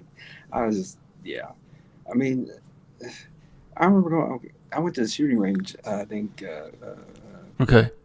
2020, and they tried to sell me federal ammo, which however, but I just didn't like shooting it at, because it didn't, I kind of like my own stuff. And I already had some, and they were like, they told me the price though, and I was like, what? I was like, I can't, if I buy this from you right now, can I please have a refund? Because I can't afford to actually go use this. Like, Fucking I right. mean, it was like for 5 shells, I remember federal being kind of cheap. It was like double that. And then, like I said, I prefer the Hornady brand. Or I don't know how to say it, Hornady or Hornady. Hornady. Whatever, you know Yeah, what I'm talking about, Hornady. yeah. Yes, right. Shot shells now, man, like I saw them as much as like for 10 of them $70. I was like, what? And Right. like, I mean, I have yet to even see. I bought some Remington AccuTips slugs. Got the little green needle, like the nose on them. Yep, a ballistic tip. Yeah, I bought those. God, dude, those were fun. Those were fun. I only have 2 left. I think 2 or 3, because I shot 2 of them, and I was like, oh my god, I want so many more of these. But like, I haven't been able to find them. I got them in 2020, I think, February. You have to see them ever again. Like, searching everywhere, and they won't even sell you ammo out here anymore. Like in local shops, there's only a few that will. The place I usually went, they were so short they couldn't even. They said we can't sell ammo anymore. And Dude, they don't even have real good ammo on the shelves. They've got there's a place called Rural King here. Yeah. We have those. Man, woo! I like that place. Yeah. Yeah. Well, it used to be I would walk in there and it was like my mecca. I'd walk in there before all the bullshit happened. It was like, guns and ammo everywhere. Oh my god, I'm in love. But yeah, no, you can't get ammo there no more. Like I said, not the good stuff. Yeah, I'm just like, you're exactly right, and that's the whole way. That's what's so funny about all the narratives they want to, that I think are out there. Because I tend not to. It's just like, if it's that in front of us, why would they do it? That doesn't make much sense. Like, if you're gonna do something, you want to move in silence. You don't want to alert everyone like, hey, we're coming to take your. It's not gonna go well. So instead, I think it is kind of that kind of thing. Make shit so expensive, cause a further divide even between gun owners. From almost like a class, like a, if you will, from those that can afford this versus those who can't. But, and just make it outrageously expensive, cause a divide, and it's like, let everybody eat themselves from within. And so that's why I just always, they're going to take, I just don't buy that, because it's like, why would that be out there so out in the open? Because I just don't know. I don't think that's how they operate. If anything, our government is most governments move as much as they can in the shadows. They don't want you to know. So it's almost like the PSYOPs type thing, where they put something out there to see, whatever they run. It's like, who's to say? I'm not saying I'm right. I just feel like, again, it's like, if you're going to play, someone, play your opponent, you don't kind of meet them at their level, because they're going to know, you know what I'm saying? I just feel like it's not that simple. I think it's a lot more into it. I think it's a much longer game than we know about. Oh, absolutely. So, absolutely. This has been going on a long time. I mean, the worst thing they could do is they tried to do that buyback program. I know that already failed, But like, what if people start getting real desperate though, and we can't afford ammo? So like, why do we even have a gun? They come and do buybacks, and they just start ripping us off even worse. They're like, we'll give you $15 for it. And it's like, what the fuck? There are poor people out here ignorant enough to do that because they say they want to be law-abiding citizens. Well, you know, law-abiding citizens, before you know it, you're going to be outlaws. Yeah. That's what they're turning us into. Those of us who are wanting to, express our God-given rights, our protected First, Second Amendment rights. Yeah. You know, what Dave Chappelle say? The Second Amendment is just in case the First Amendment fails. It's like, hell yeah. I definitely, yeah. I mean, I don't think there's any easy solution. I think a lot of our problems are not. Some of it's policy, but not as much as we think. I think a lot of it's culture and how we've just become over the last 20 years, really.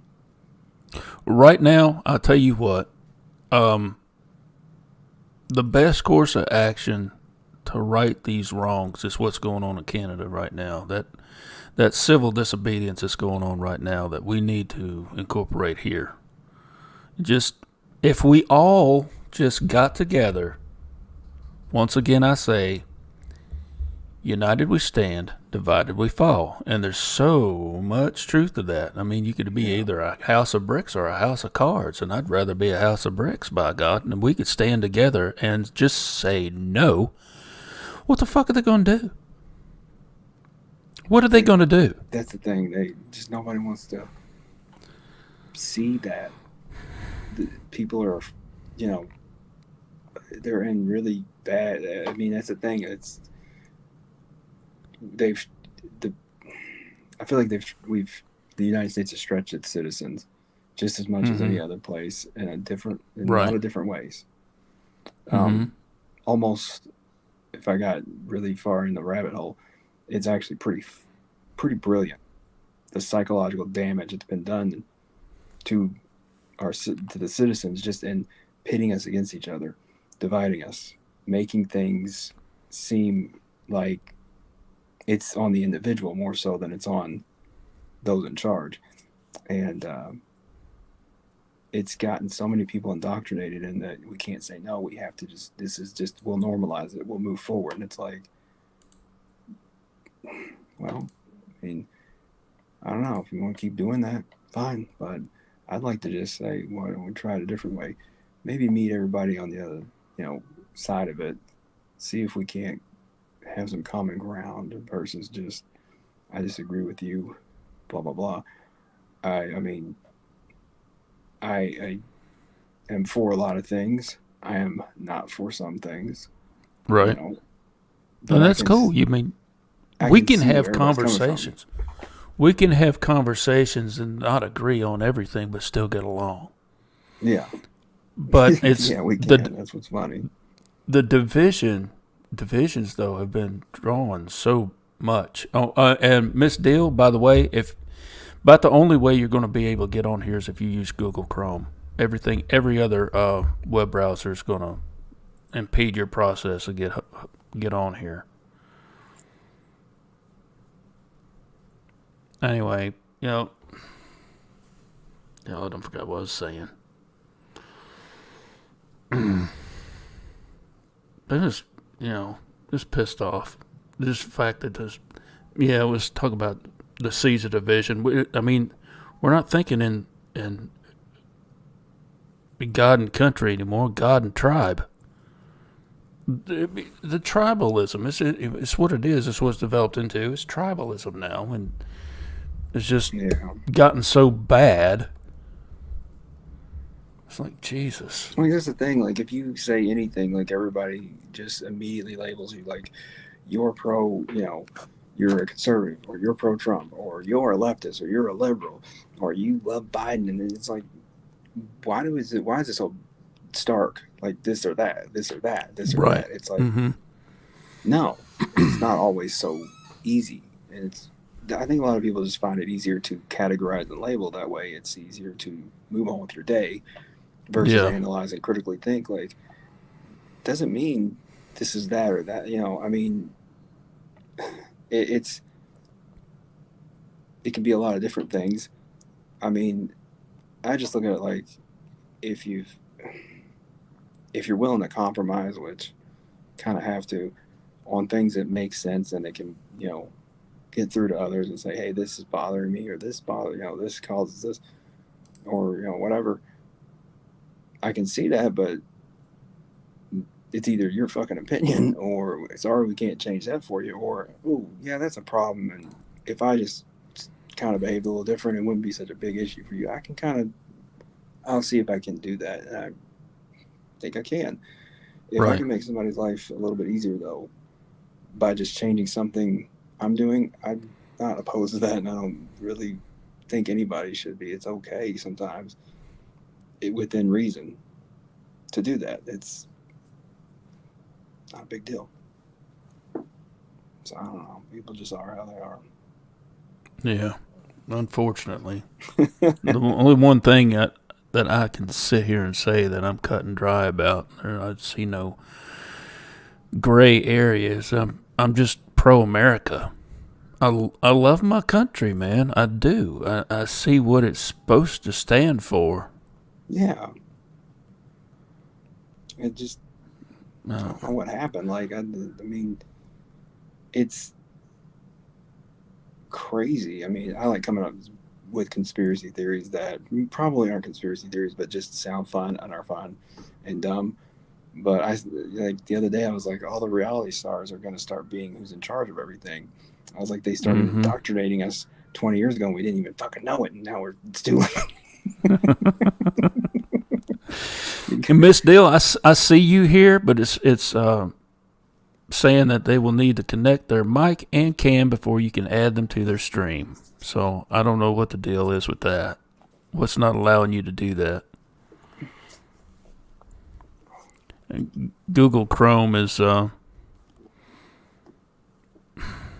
that's the only one I've had really any real success with. What did you connect with, Buck? Google Chrome. Yeah. Yeah, that's how You they use got. That's how Casey Anthony got away with her shit, pretty much.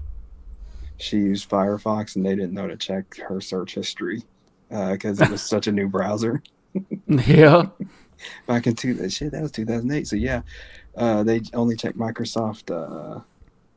Hell, I don't even know what it was back then. Explorer, yeah, Explorer. It's They only checked Microsoft that. Explorer. Didn't check her Firefox history. Otherwise, it probably, not saying it would have absolutely convicted her, but it probably would not have looked really good for some of the shit that was on those search terms. But they didn't check it. Whoops. Damn it, man, dude! You know we've been on here 3 hours, dude.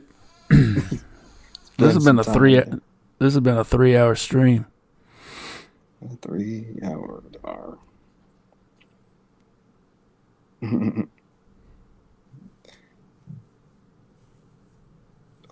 I guess what you'll have to do is make Chrome your default browser somehow or other, temporarily.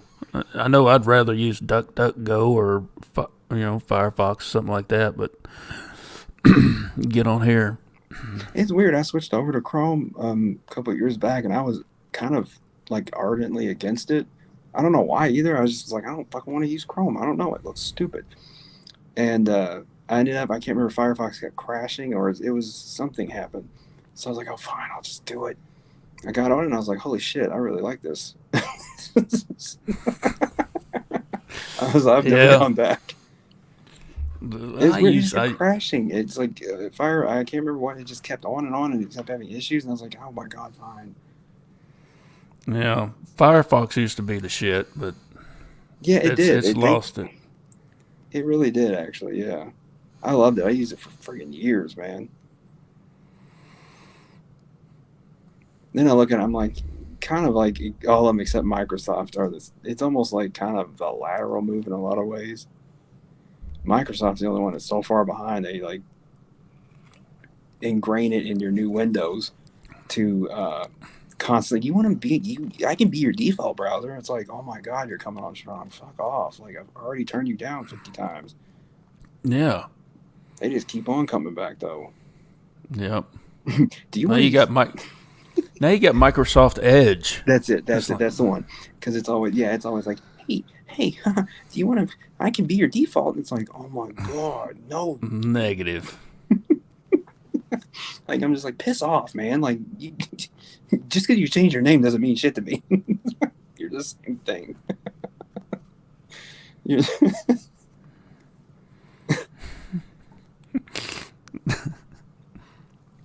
Fuck. Miss Deal, where'd you go?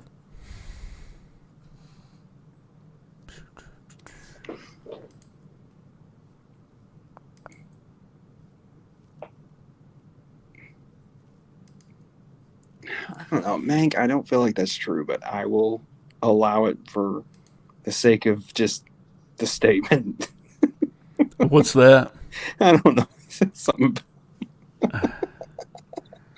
I'm good. I don't know. Oh, is this one right here? Maybe not. No. That's that's Harold Denton. It was the one above that.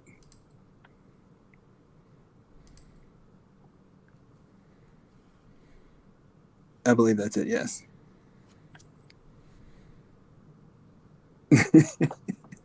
I'm just like, yes, sure. I don't know what to say.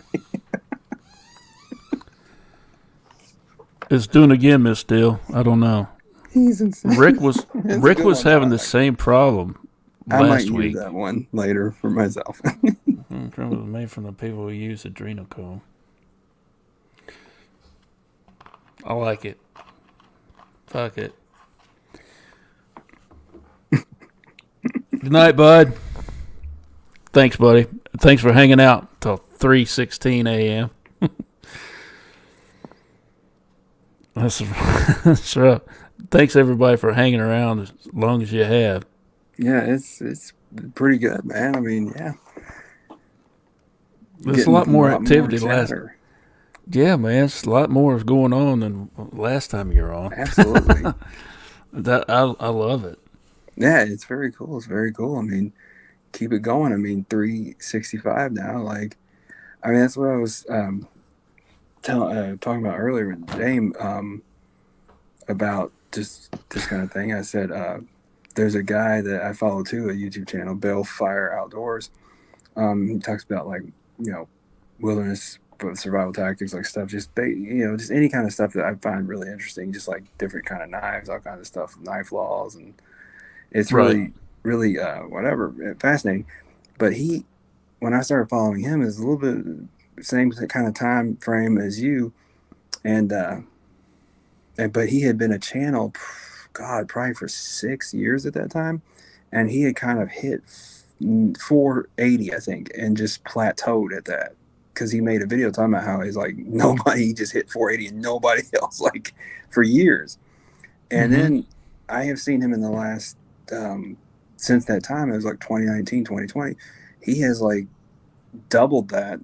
Like, he more than doubled that, actually. Like, he has gotten a ton of subscribers, people coming in because they started spreading, his stuff around, sharing it more. And all of a sudden, it's just like this influx and it's just like, it just is like that. Like, he talks about how he's had his channel now like almost 10 years, and it just started like gaining, that hitting that real stride that he wanted. So it's kind of neat to see that and stuff. So it's like, it just takes time, I think, a lot of,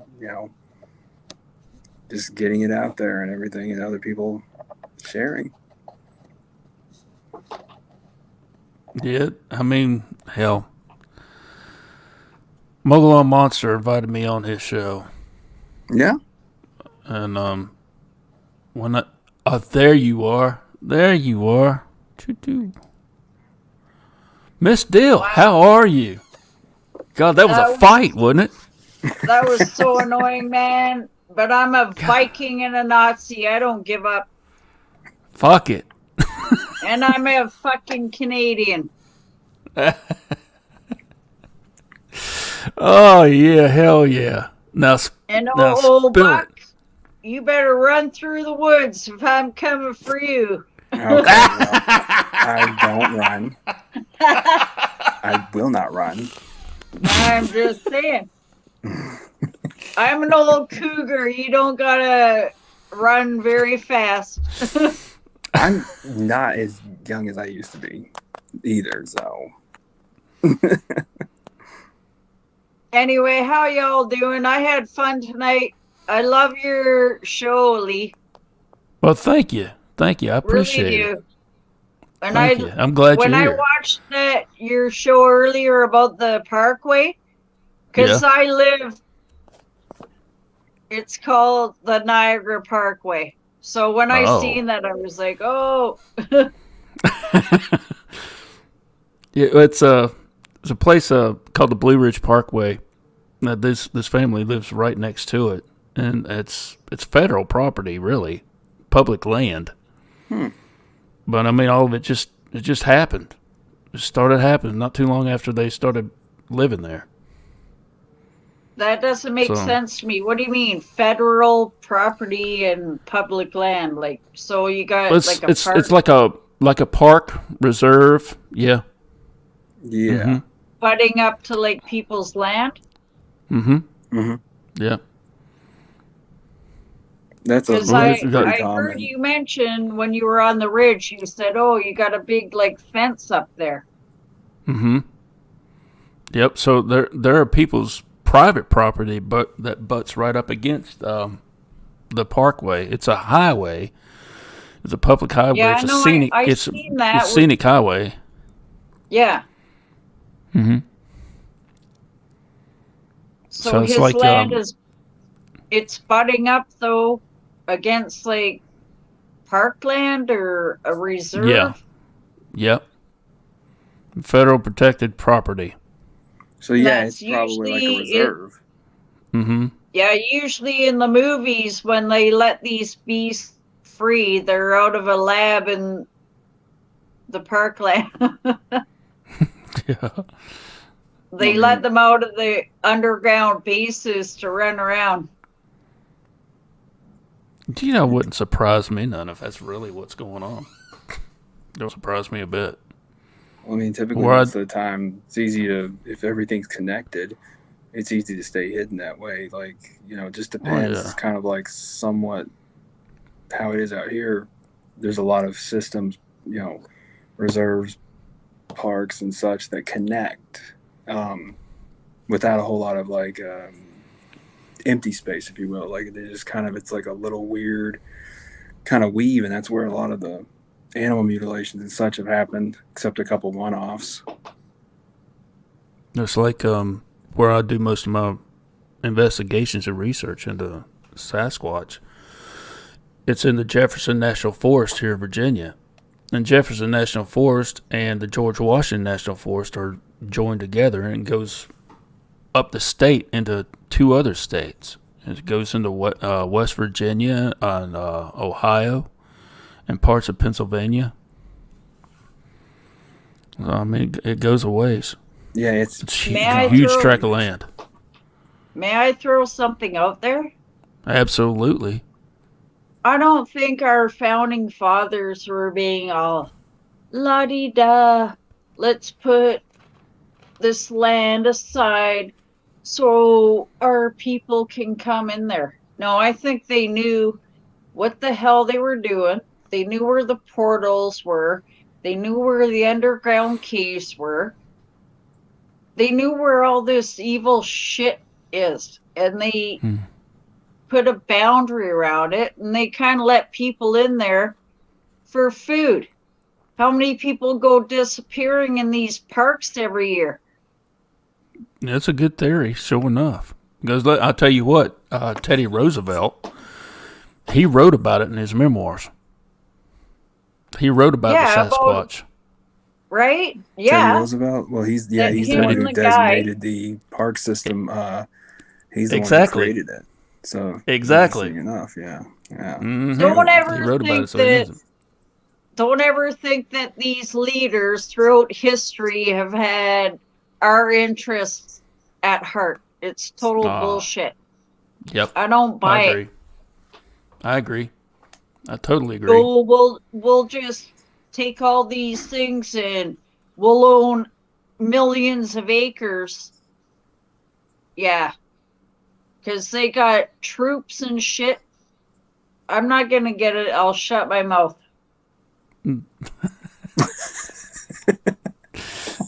Well, unless you're actually censoring yourself to try and save my channel from deletion, which I appreciate and I thank you for, you don't have to. Why do I look like a blue? I'm looking blue. Like, what am I part of? You ain't a Smurf, I'm are an you? Ewok or something here. I don't know. I was kind of wondering that myself. What the fuck? Your computer screen, the light from the computer screen most likely reflecting back. Oh, Buck, you better be running through the woods when I come down. It depends on which ones. You're lucky I'm not 20 years younger. Well, you might be younger than me at that point. I can run faster, though. On Bigfoot's back. I can be kind of fast. It depends. I was kind of trying to say something. I got totally derailed.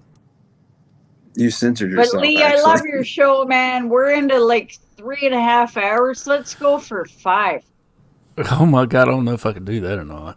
I might. Go. I got maybe another 40 minutes in me. Maybe go 4 hours. How about that? Is that a compromise? That's all good. My back just got really fucking cold all of a sudden. Oh, Buck, you good to hang in there? Or if you got to go, come on, Buck. Don't run away now. 3 hours, or I'll give you 3.5 hours. All right. We're in. Oh shit! Are we the only 3 left here? No, there's 9 others, I think. Oh my God, we're being watched. We were already being watched. That's just the ones that show up.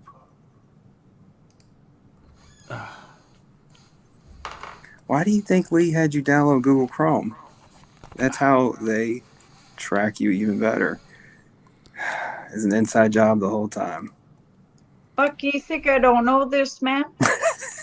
I couldn't get on Chrome to save my life. I was like, what the hell? Give a shit. Come fucking... They're going to be kicking my door down soon. I know. Yeah. Well, how do you know? Well, I am really We're the one rebelling up here in Canada, man. The shit's going to hit the fan. Yeah, it is. And I love it. My dad used to say, fuck fighter, hold the light. Either do something or stand there and fucking do nothing. Well, you know what? Canadians, oh, yeah, we're super nice. Until you piss us off. Yep. Them truckers improved that. Now my heart goes out to every last one of them. And yeah, for them damn sons of... Go ahead. I think this is a total psyop, though. You think so? Yeah. Oh, absolutely. Because just all of a sudden, within 2 days, we got it came from nowhere. These guys know what they're doing. They got their hands in everything. Don't think they didn't start this shit to further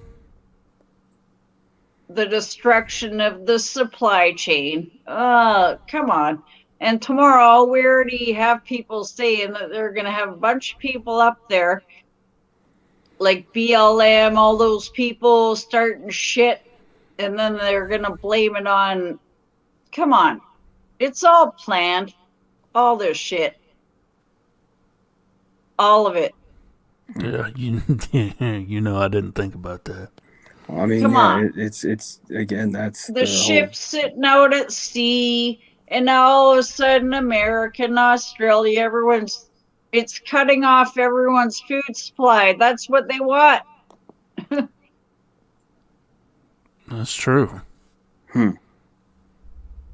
It's a psyop, man. Anyone knows anything about military, CIA, psyops, mind control? Seems, but it's all good because people were rebelling, but it's them doing it. Because then they're going to send in the assholes causing problems. They're going to blame it on the peaceful people. Come on. It's throughout history, thousands of years. It's the same thing. And then they're going to send in, because they're, right now, the tow truck drivers are saying, we're not towing anyone. Yeah. Yeah. And the cops are now saying, no, we're standing down.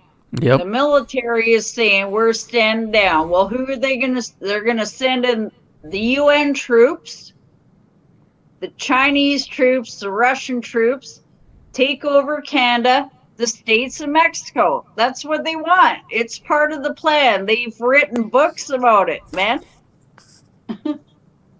Come on.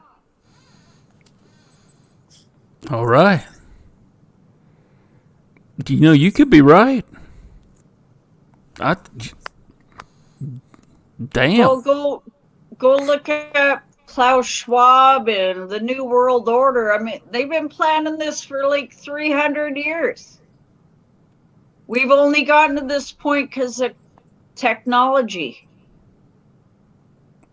This is all their plan right now with all this trucker crap and shutting down. Sure, people are rebelling, but that's not what it is. This is what they want. They're shutting down our food. We got no food, no water. He who controls food controls the world. Well, Bill Gates, you want to see how much your land in America that he owns? He is the largest farmland owner in the world. There you go. Ding, ding, ding, ding, ding. Oh, let's talk about climate change. The waters are going to be rising. Blah, blah, blah, blah bullshit. While they're buying up all kinds of property on the coast. Like they're worried about that shit. Lee. Oh. Yeah. The cows are farting too much, so we can't eat meat. Yeah. Anyone watch the movie 1984, Soylent Green? Mm-hmm.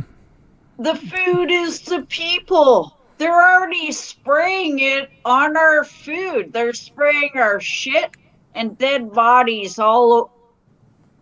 We're in a nightmare, man. And people got to open their eyes right now. Yeah. I'm sorry, this was like, we were having fun, but... Well, I invited you on here to speak your mind, and that's what I want you to do. You know? Fuck it. Hey, you're there. You're there. Wants to open up the book of Revelation, man, we're right fucking here, right now. We're about to come in. It's not far off, actually. No, it's here. One world government, one world religion, one world language, fucking all robots. It's right in the book of Revelation, man. We're living it right now. Yeah. There was a shift in, you could feel it. Yeah. About 5 years ago. Yeah. It already had started, but about 5 years ago, it was a hard shift and you could feel it. Yeah. Yeah. And do you guys know about what God speaks about in the end of days, about the beasts of the fields coming to kill us? Mm-hmm. Well, what do you think maybe Bigfoot and Dogman and shit are? Why do you think they're skulking around and hiding? The beasts of the fields. They're going to come out. we're in for some shit, man. You know, so unless we're... let me tell you about that. What I know, and this is from my own personal research of where I do it. Within just maybe 3 miles, in certain areas where I do my investigations and research, there are, residential areas. 3 miles.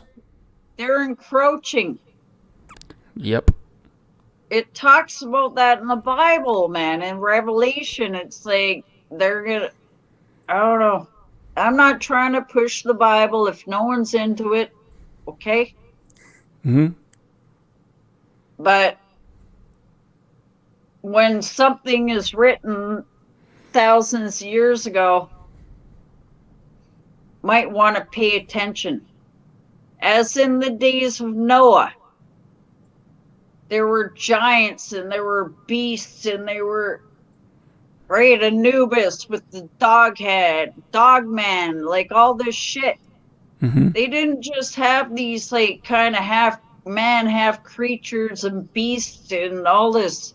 It wasn't bullshit. These were the gods of the day. Right. The fallen angels, man. Come on. That's who like Zeus and all these people were. Not people. They were fallen angels and they came down. They wanted to be worshipped. We're getting right back at that. And now everyone's messing with genetics and DNA and changing. I will not turn into a half human, half Nephilim taking this fucking... Pardon my language. No, it's all right. It's all right. But I think people really got to wake up to reality right now. We're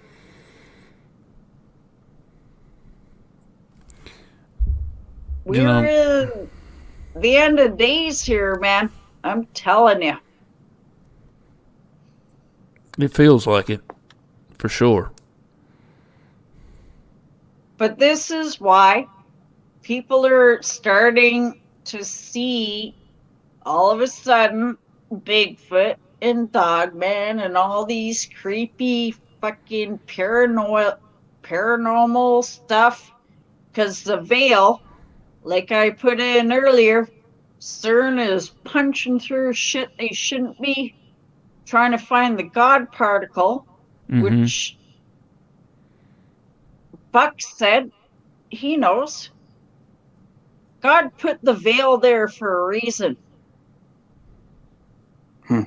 We're not supposed to peek behind it with mediums and psychics and all this bullshit, man.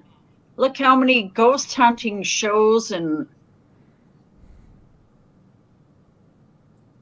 There's a pile of them.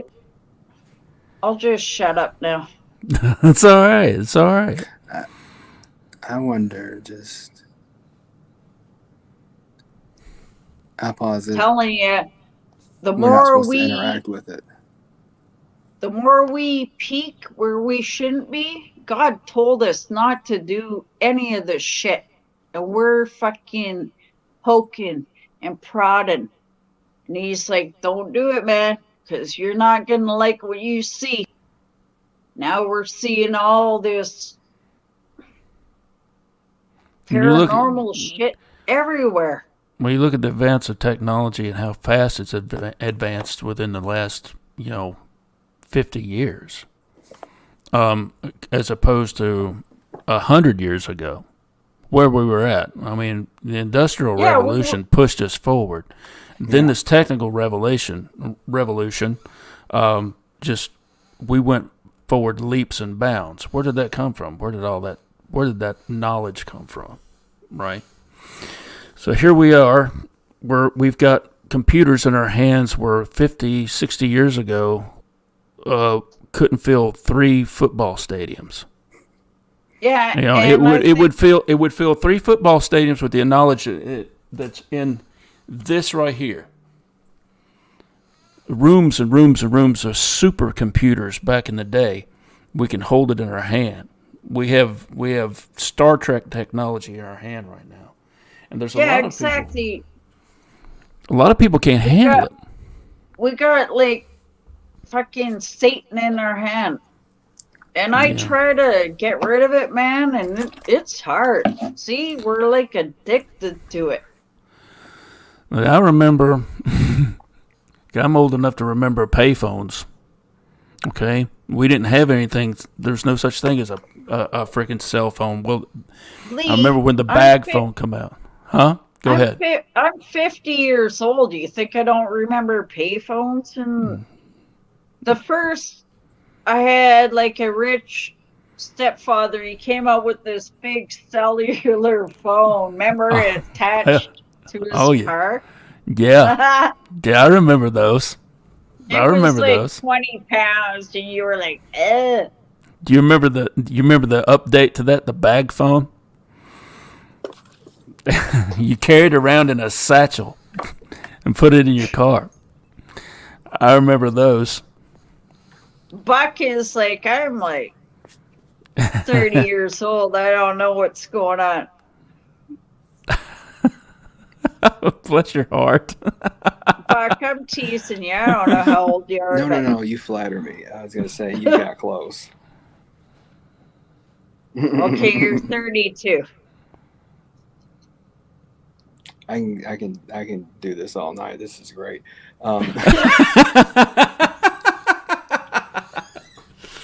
No, but I remember that honking cell phone. The antenna was like, Mm-hmm. Oh yeah. The Zach Morris phone, right? Like you were talking to like somebody on Mars and shit. Oh my God, no! It was. I know what you're talking about. I was born like 15 years ago. Yeah, I was gonna say.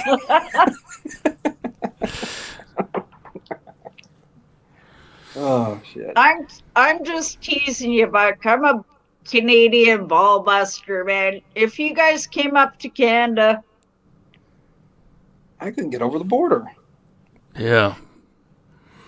I don't know. I probably could. Look, I ain't took the jab, and I don't intend to. I probably won't be getting there either. Me with shit, man. You gotta fucking put a bullet in my head. Yep, that's what's gonna take with me. No, you ain't changing my. Changes your DNA, gives you AIDS, gives you. Oh yeah. Anyway.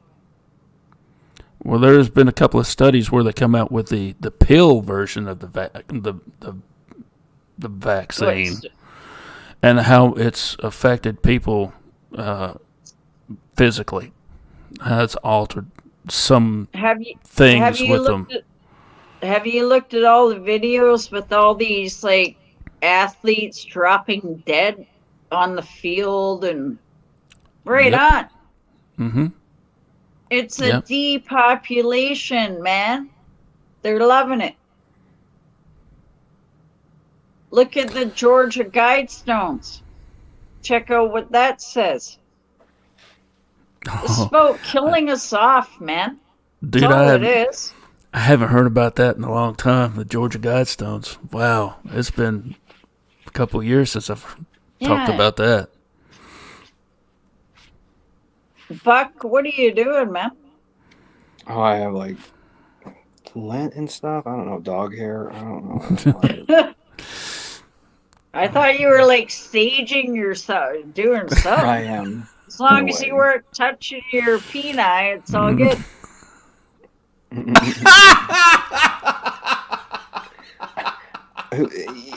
No one can see that anyway, so it doesn't matter. Well, it kind of looked like it. Like it's below. Sort of. So give me a minute. Hold on. Shit. The bed. Well, it kind of, you were like making a motion. I don't know what am I doing? That's the motion like of yeah, like you were kind of. That's when they jerk you around. Unless you got a 5-footer, I don't know, calm it down with your hands, brother. I'm just ball busting, man. I just like to laugh. I can feel. I know. Yeah, I bet you can feel. You're feeling something, all right. I know. Put your hands up.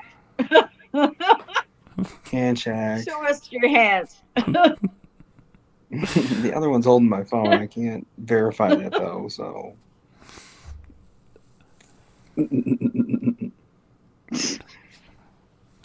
Oh. Lee, you're not helping by laughing like that. I can't help it. You're not helping, Lee. As far as that's concerned, I'm very weak. That's just. We'll give you a arthritic wristband. Get that tunnel carpal syndrome. I need that. I need that too. I need a couple of them. Anyway, how did we get here? I don't know. A twisting. Are you guys supporting the Canadian convoy, man? Well, I was.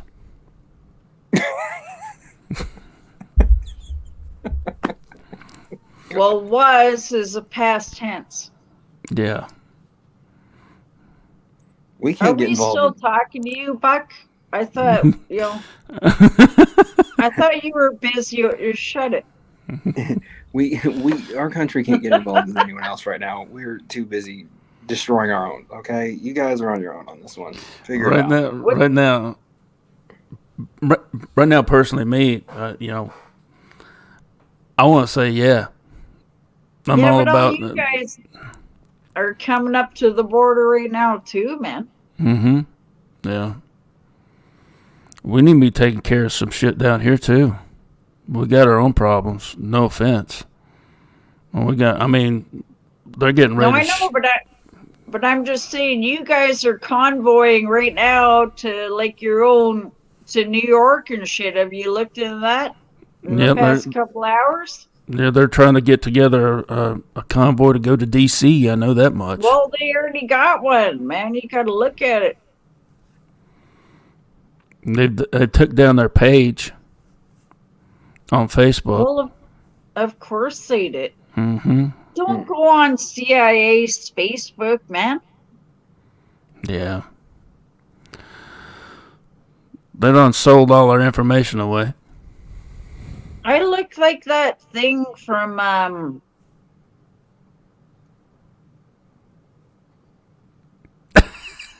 Shut up, fucking. No, what is with my purple face though? Avatar. Well, I'm gonna call it. Yeah, you give me that about 10 minutes longer than you told me you would. Thanks, Buck. I did the best I could. Buddy, I appreciate you coming by tonight and hanging out and shooting shit. And it's awesome, as usual. It was. It was, man. Hey, Buck, it was. Watch yourself out in the woods, man, because I'm coming. I intend to. Buck, we'll holler at you, buddy. All right. Later, you guys. Nice to meet you. Bye. I got about. Yes, dear. Just hope I made you laugh. That's all. My God, you did. You tickled my funny bone pretty hard. Well, come on. We sometimes got to laugh and ball bust and stuff. I know it's getting late. That's all right. That's all right. How's your son doing? He's doing good. He's doing good. Yeah. He was so cute when he came running in. Yeah. That kid, he's so full of himself. I can't help it. Yeah. Well, he stays up late. He's so full of energy, man. If I could bottle it and sell it, I'd be a millionaire. Right? I wish I had it.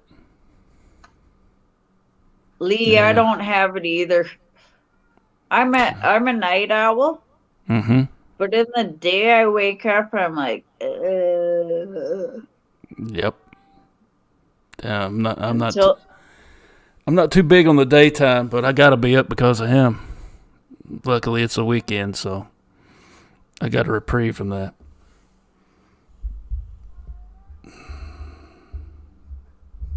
why does he stay? Does he stay with? It's none of my business. Never mind. No, go ahead. What you just gonna ask? No, I was gonna ask if he stays with you on the weekend, all week, or. Yeah. I mean, he goes to school during the day during the weekdays, Monday through Friday. I mean, he's a regular school student, elementary school student. But I'm his primary care provider more often than not. I've been a stay-at-home. I've been a stay-at-home dad for the past 5-6 years. So why don't you pull him out of the indoctrination school and homeschool him? Or are you just wanting a break? I'm just asking. I'm not. Well, right now, trust me, I've been looking at it. I paid attention while they were being remotely educated. Yeah. Yeah, I was in there all the time, and I was privy to everything he was being taught. And nothing was being taught that I didn't have a problem with. So, I mean, so far, right down here, right now, I don't have a problem with it. But the first goddamn time I see them trying to shove some ignorant shit down my kid's throat and try to warp his brain, he's out. Some LGBLT or some Satan after school fucking party? Pretty much, yeah. Yeah. Yeah, I ain't putting up with that shit. No way. No.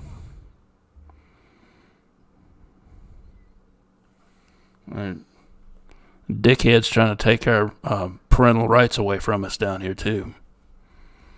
Yeah, but Lee, they've been doing that. Do you think the women's feminist movement was about women's rights? No, it was about tearing the family apart, man. Yeah. So that the men weren't women had to work and it tore. Come on, they know what they're doing. They've been doing it for a long time, man. Mm-hmm. They've been tearing the family unit apart. Mm-hmm. All on purpose by design. And now 2 men can have a kid. I mean, it's so sickening.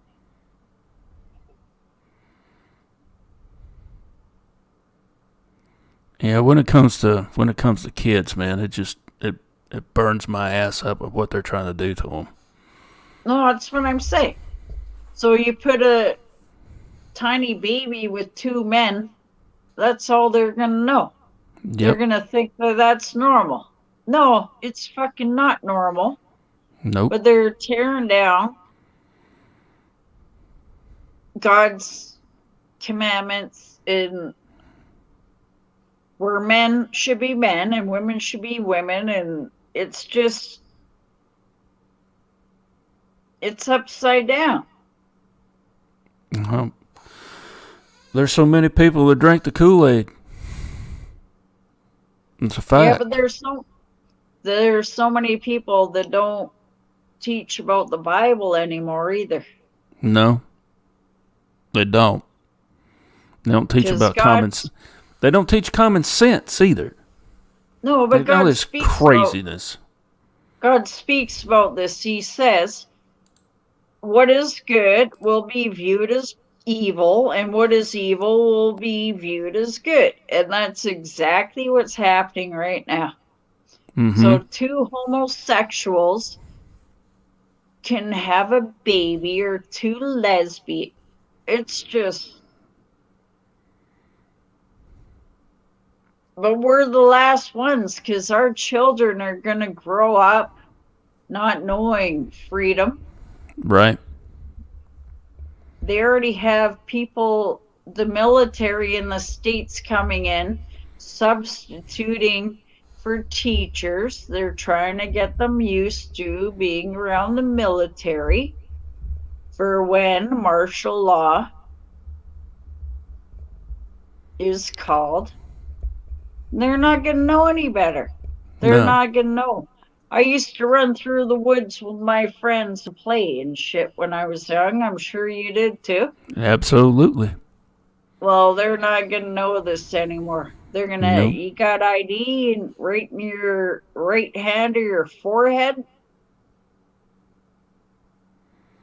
Because it's coming right to the mark of the beast, man. And if people don't get it, well, I guess I'll be getting the axe then. I might as well tell you, I'll die on my feet than live on my knees. I'm not going to do it. that's right. I'll die Chop free. my head. No, you chop my head. There is no way I will bow down to Satan. Nope. And he told us too, you will die for believing in me. Mm-hmm. That's true. Well, thank God, because I don't want to live in this shithole, but I feel sorry for the children. Like, you have a child, I have friends with little children. That's the only thing that bothers me. I lived my life, but I don't want to see these.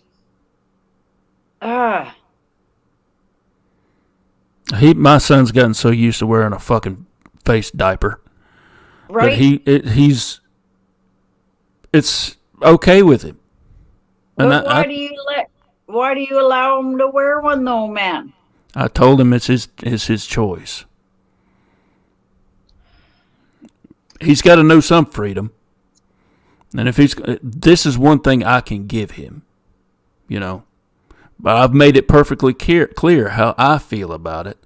And he thinks it's funny when I call it a face diaper anyway. He giggles his ass off. But he's got to have one when he gets on the bus. He's got to have one when he goes to school. And our governor's... Yes, dear? I'm sorry. He doesn't have to have any of that. It's not a law. It's a mandate. It's a mandate. Bullshit. Yeah. Mm-hmm. Come on, you're an ex-policeman, right? Right. It's unconstitutional. And you don't agree with it, so I don't agree with it. Why are you even allowing him to make that choice? Just say, no. Man, this is where we got to stand up, man. Mm-hmm. No fucking face diaper on your child.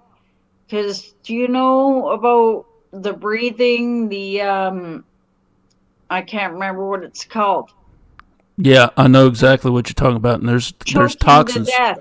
Yeah, there's toxins that are released there and then held in that mask if it's worn too long. And these children have to wear it 6 to 7 hours a day.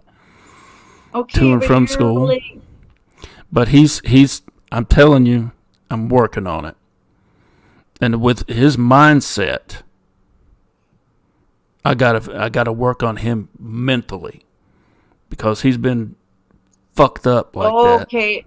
Okay, I'm sorry, I forgot he's autistic. Yeah. Okay, and he's got to have that. He's got to have that. What do I say? I apologize. No, it's all right. No, Hell, I forget sometimes. But I totally forgot about that. Yeah, it's a routine. Routine. That's what I'm thinking. And his routine is jacked up. Maybe make his routine to take the mask off and stomp on it every day. Every day. That's not a bad idea to make sure he views it as something that's fucked up. No, take it off and don't just say stomp on it. It won't let you breathe. Don't let these fucking motherfuckers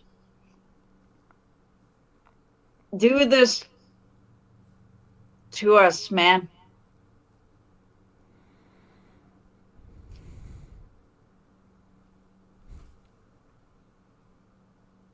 What's that? What's that you saying here?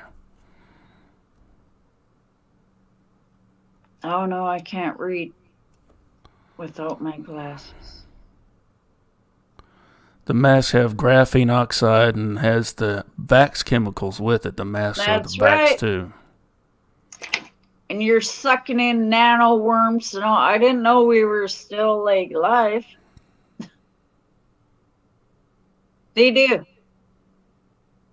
Get him to maybe take that mask off. You show him. Just stomp on it.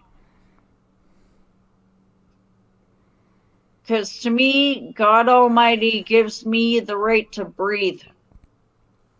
Not Satan. You're not going to mask me no more. I'm not a little lamb that's going to the slaughter.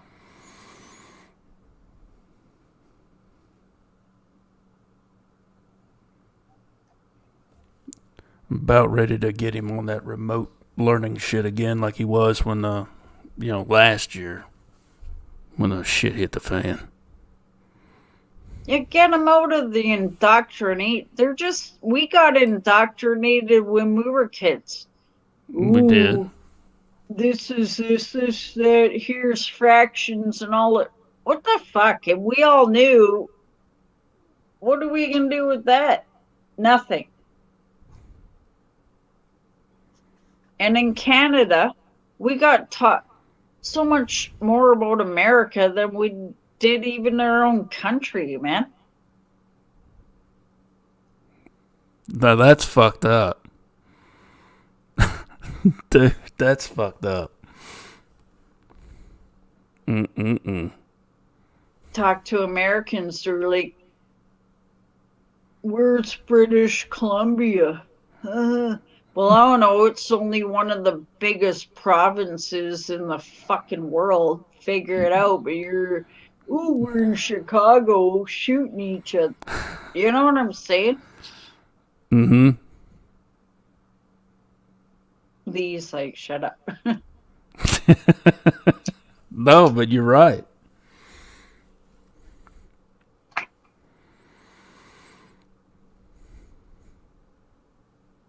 We still have 12 people in the chat.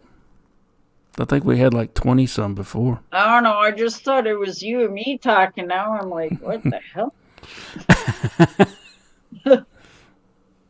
It slowed down. People getting tired. This says at 4:03 a.m. Yeah, that's right.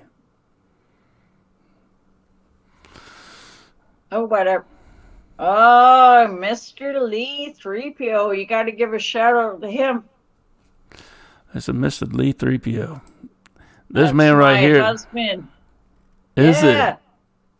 it? Mr. Lee. He's smoking and toking everything he can get his hands on, man. We love him. It's kind of weird that me... Go ahead. I'm called Miss Still, and he's called Mr. Lee. Maybe we are Mr. and Mrs. That's cool. That's cool.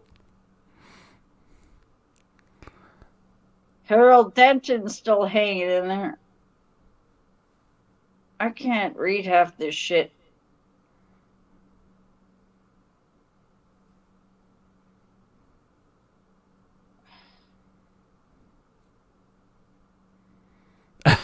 Yeah, Lee, I thought we were in a private conversation. I didn't know people were listening, man.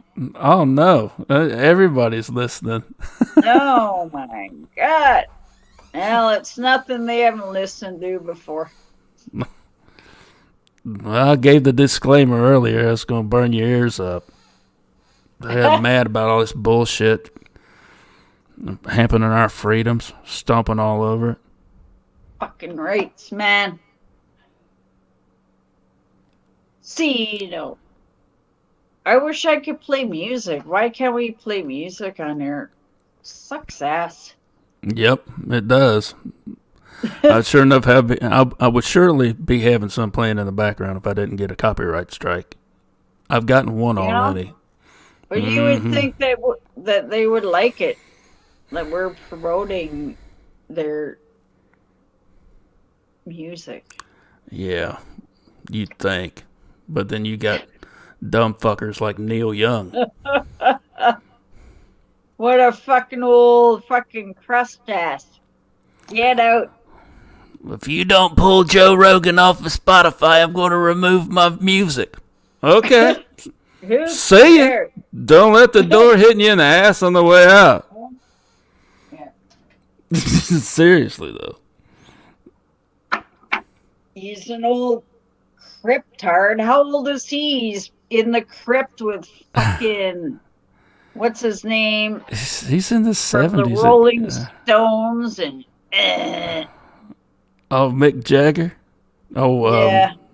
Oh, I know who you're talking about. Aerosmith, all those fucking assholes. Yeah, I'm swearing. Sorry, I'm Canadian. It's what we do. We'll pull them out of the crypt. Throw them in front of the fucking convoy we got up here in Ottawa. No one's talking about that.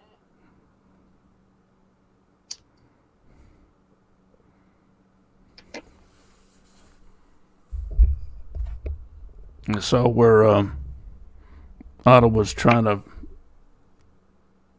grab all that money. $10 million. Yeah, they'll probably bring in the fucking military. Like I told you, the military will say no. And then they'll bring in the UN and the Chinese and the Russians. It's all on purpose, man. Mm-hmm. That I don't doubt. Yeah, Keith Richards. They've been embedded up here and in American shit. It's all coming down. Total takeover.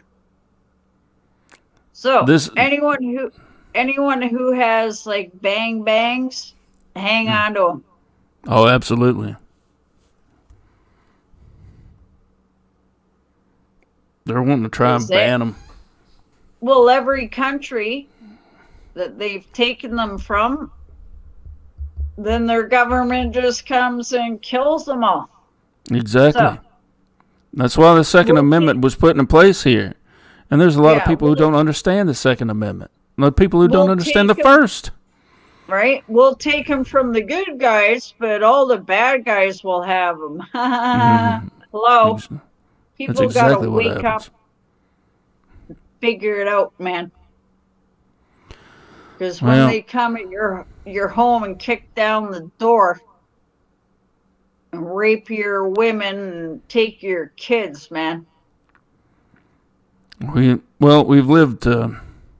lived sheltered lives for too long, and when I say sheltered, I mean sheltered. The indoctrination camp that we call the public school system. Yeah. And then there's how's the saying go? Good times make soft men. Soft men make hard times.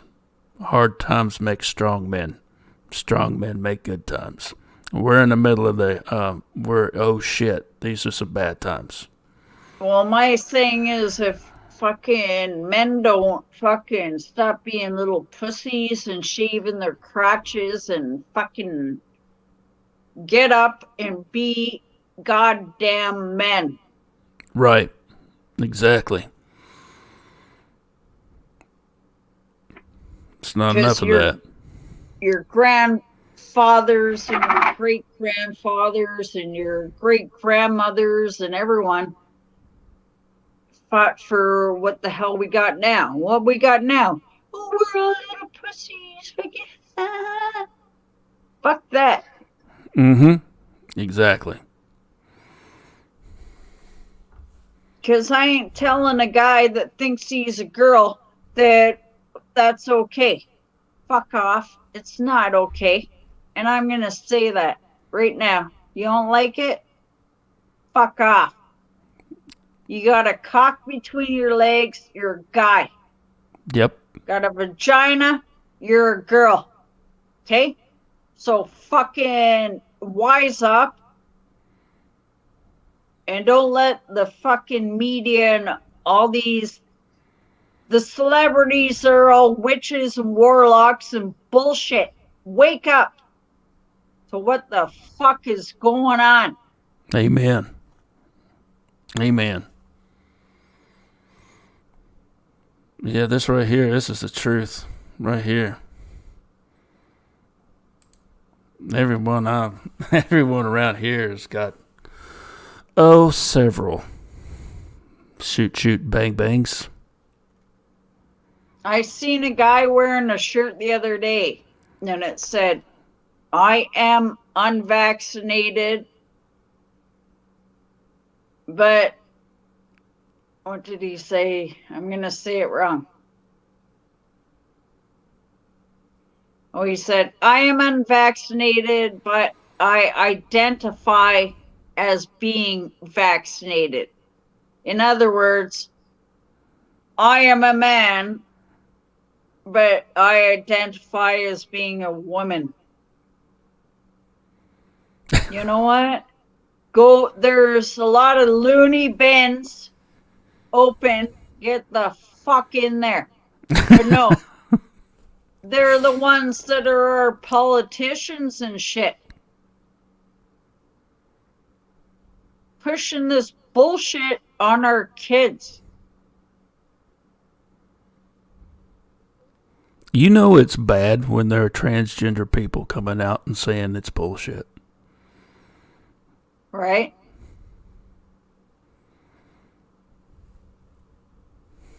Growing up, we never had any gay people. We had none of that shit, man.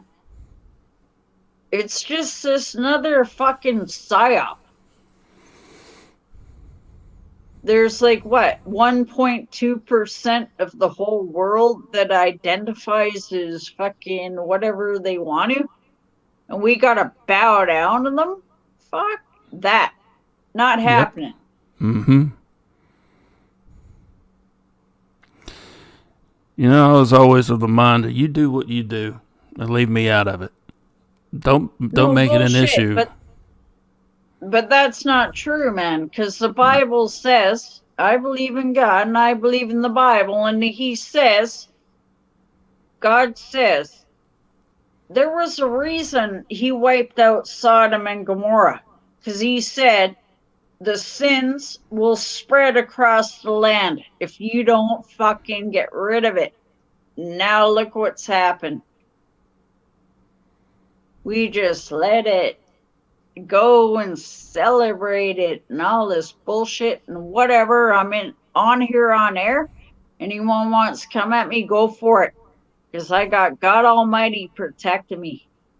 So I'm going to light a big joint for Canada. Fuck it.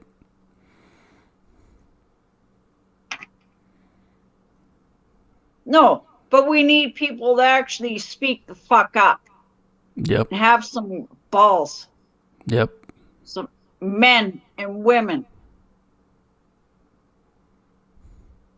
I'm not trying to yell at you, man. I'm just, man, we got a lot of shit going up here. And I know what they're going to do. We've already been warned that tomorrow that they're going to send in agitators to this peaceful convoy, and they're going to make it look like fucking... Yeah. Yes, somebody predicted that they were going to do that shit. And in the alternate news media, I think it was on Timcast. I don't know if you know who Tim Pool is or not. No, I know who you're... But that's what they always do. In any peaceful protests, they're going to send these fuckers in here. They're going to start breaking shit and fucking blame it on... And it's total bullshit. Yep. But this is what they want. They want agitation. They want to bring in the military. I'm telling you right now, this is the plan. I seen it coming as soon as it started. But God is always in control. Mm-hmm. So to me, no matter what, because they had this plan for like 20 years ago. Mm-hmm. Well, what happened? Right? 1984. You think they didn't want that to happen back then? Oh, I know. Suck it. God is in control, and that's what I always think. So, but if he allows it to happen, then look out. You better run to the hills.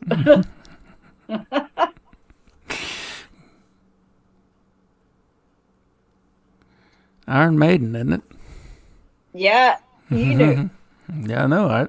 Iron Maiden. Oh, I seen them live one time. It was satanic and scary even back in the day in the 80s when I heard Yeah. Oh, yeah. And then I seen AC/DC too. Yeah. But see how they went from the 50s to all nice music to just all of a sudden we worship the devil. Sold them tickets, though. God almighty. Yeah, I went to both concerts for free. Oh, hell. But who cares? They were satanic. They were throwing friggin' firecrackers on it. Yeah, it was crazy, man. Everybody ran out of there. Totally satanic. And that was back in like 1988. Yeah.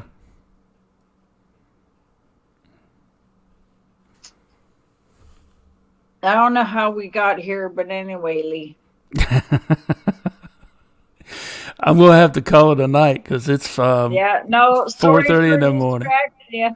No, that's all right. I wanted you to come on here. I wanted to hear.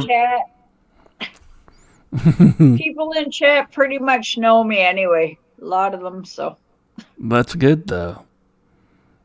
They're not too surprised. But if you don't ever see me again, the CCP, RCMP took me. Gotcha. Not really funny. No, it's, yeah, I'm laughing because it's true. Right? You got a place here anytime. Laughing because it's true, man. Well, what the fuck you gonna do? No, I know. If they come in, they're coming. But they gotta go. By God, they're gonna have a fight on their hands. I'll take one or two with them. But you got a place. You got a place here anytime. Well, you know what? I hear that a lot, but I can't cross the border, and I think that's why you guys all say that, because you know that I can't come over there. Assholes. I know, right? You're like, yeah, we'll invite you, but I know you can never come over here because we're all. Don't worry, man. I can fly on what? With the airwaves? Don't pay no attention to me. I'm a little tired. Are you wearing a wig? Huh? No. Why? Wig? I'm Mr. Clean. See? I fucking knew it, man. What? What? I've been bald for years.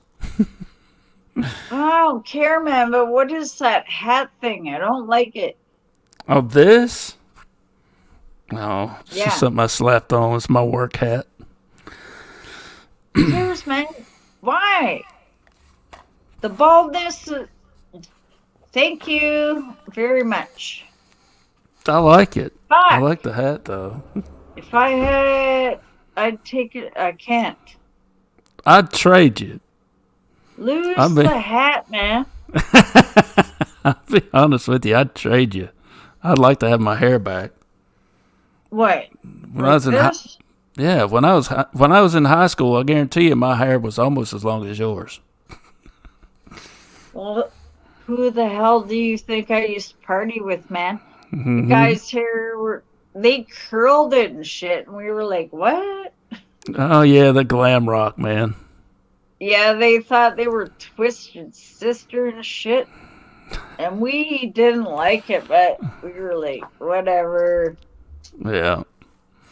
They had a joint, we'd smoke it, they'd jam out. All us chicks would leave. Like, we're not dumb. Oh. Fucking assholes. Now, Dale, I'm gonna wrap this up and call it a night. I am so glad you. I'm so glad you come on here. Thank you. Sorry, man. No, what are you apologizing for? No, but I enjoy talking to you. I'm apologizing. I always have, like. Oh, okay. Oh, okay. It's all good. But anyway, thank God. Let your hair out. Yeah. Head air out. Anyway, you know what I'm talking about. Yeah. Goodbye. Good night. Be good. I'm going to try to, Miss Dill. See you later. Go kiss your kids and your wife. I will. Charlie. Ciao. Everybody, thank you for hanging on for as long as you did. It's been a 4 hour and almost 4.5 hour long show. It's the longest show I've ever done. I appreciate you guys for hanging in there. And it's been great. It's been a good night. We talked about a lot of stuff. And we'll see you guys next week. Good Lord willing. Wednesday night. The Ravens Outpost. And until then, everybody, I love you, mean it.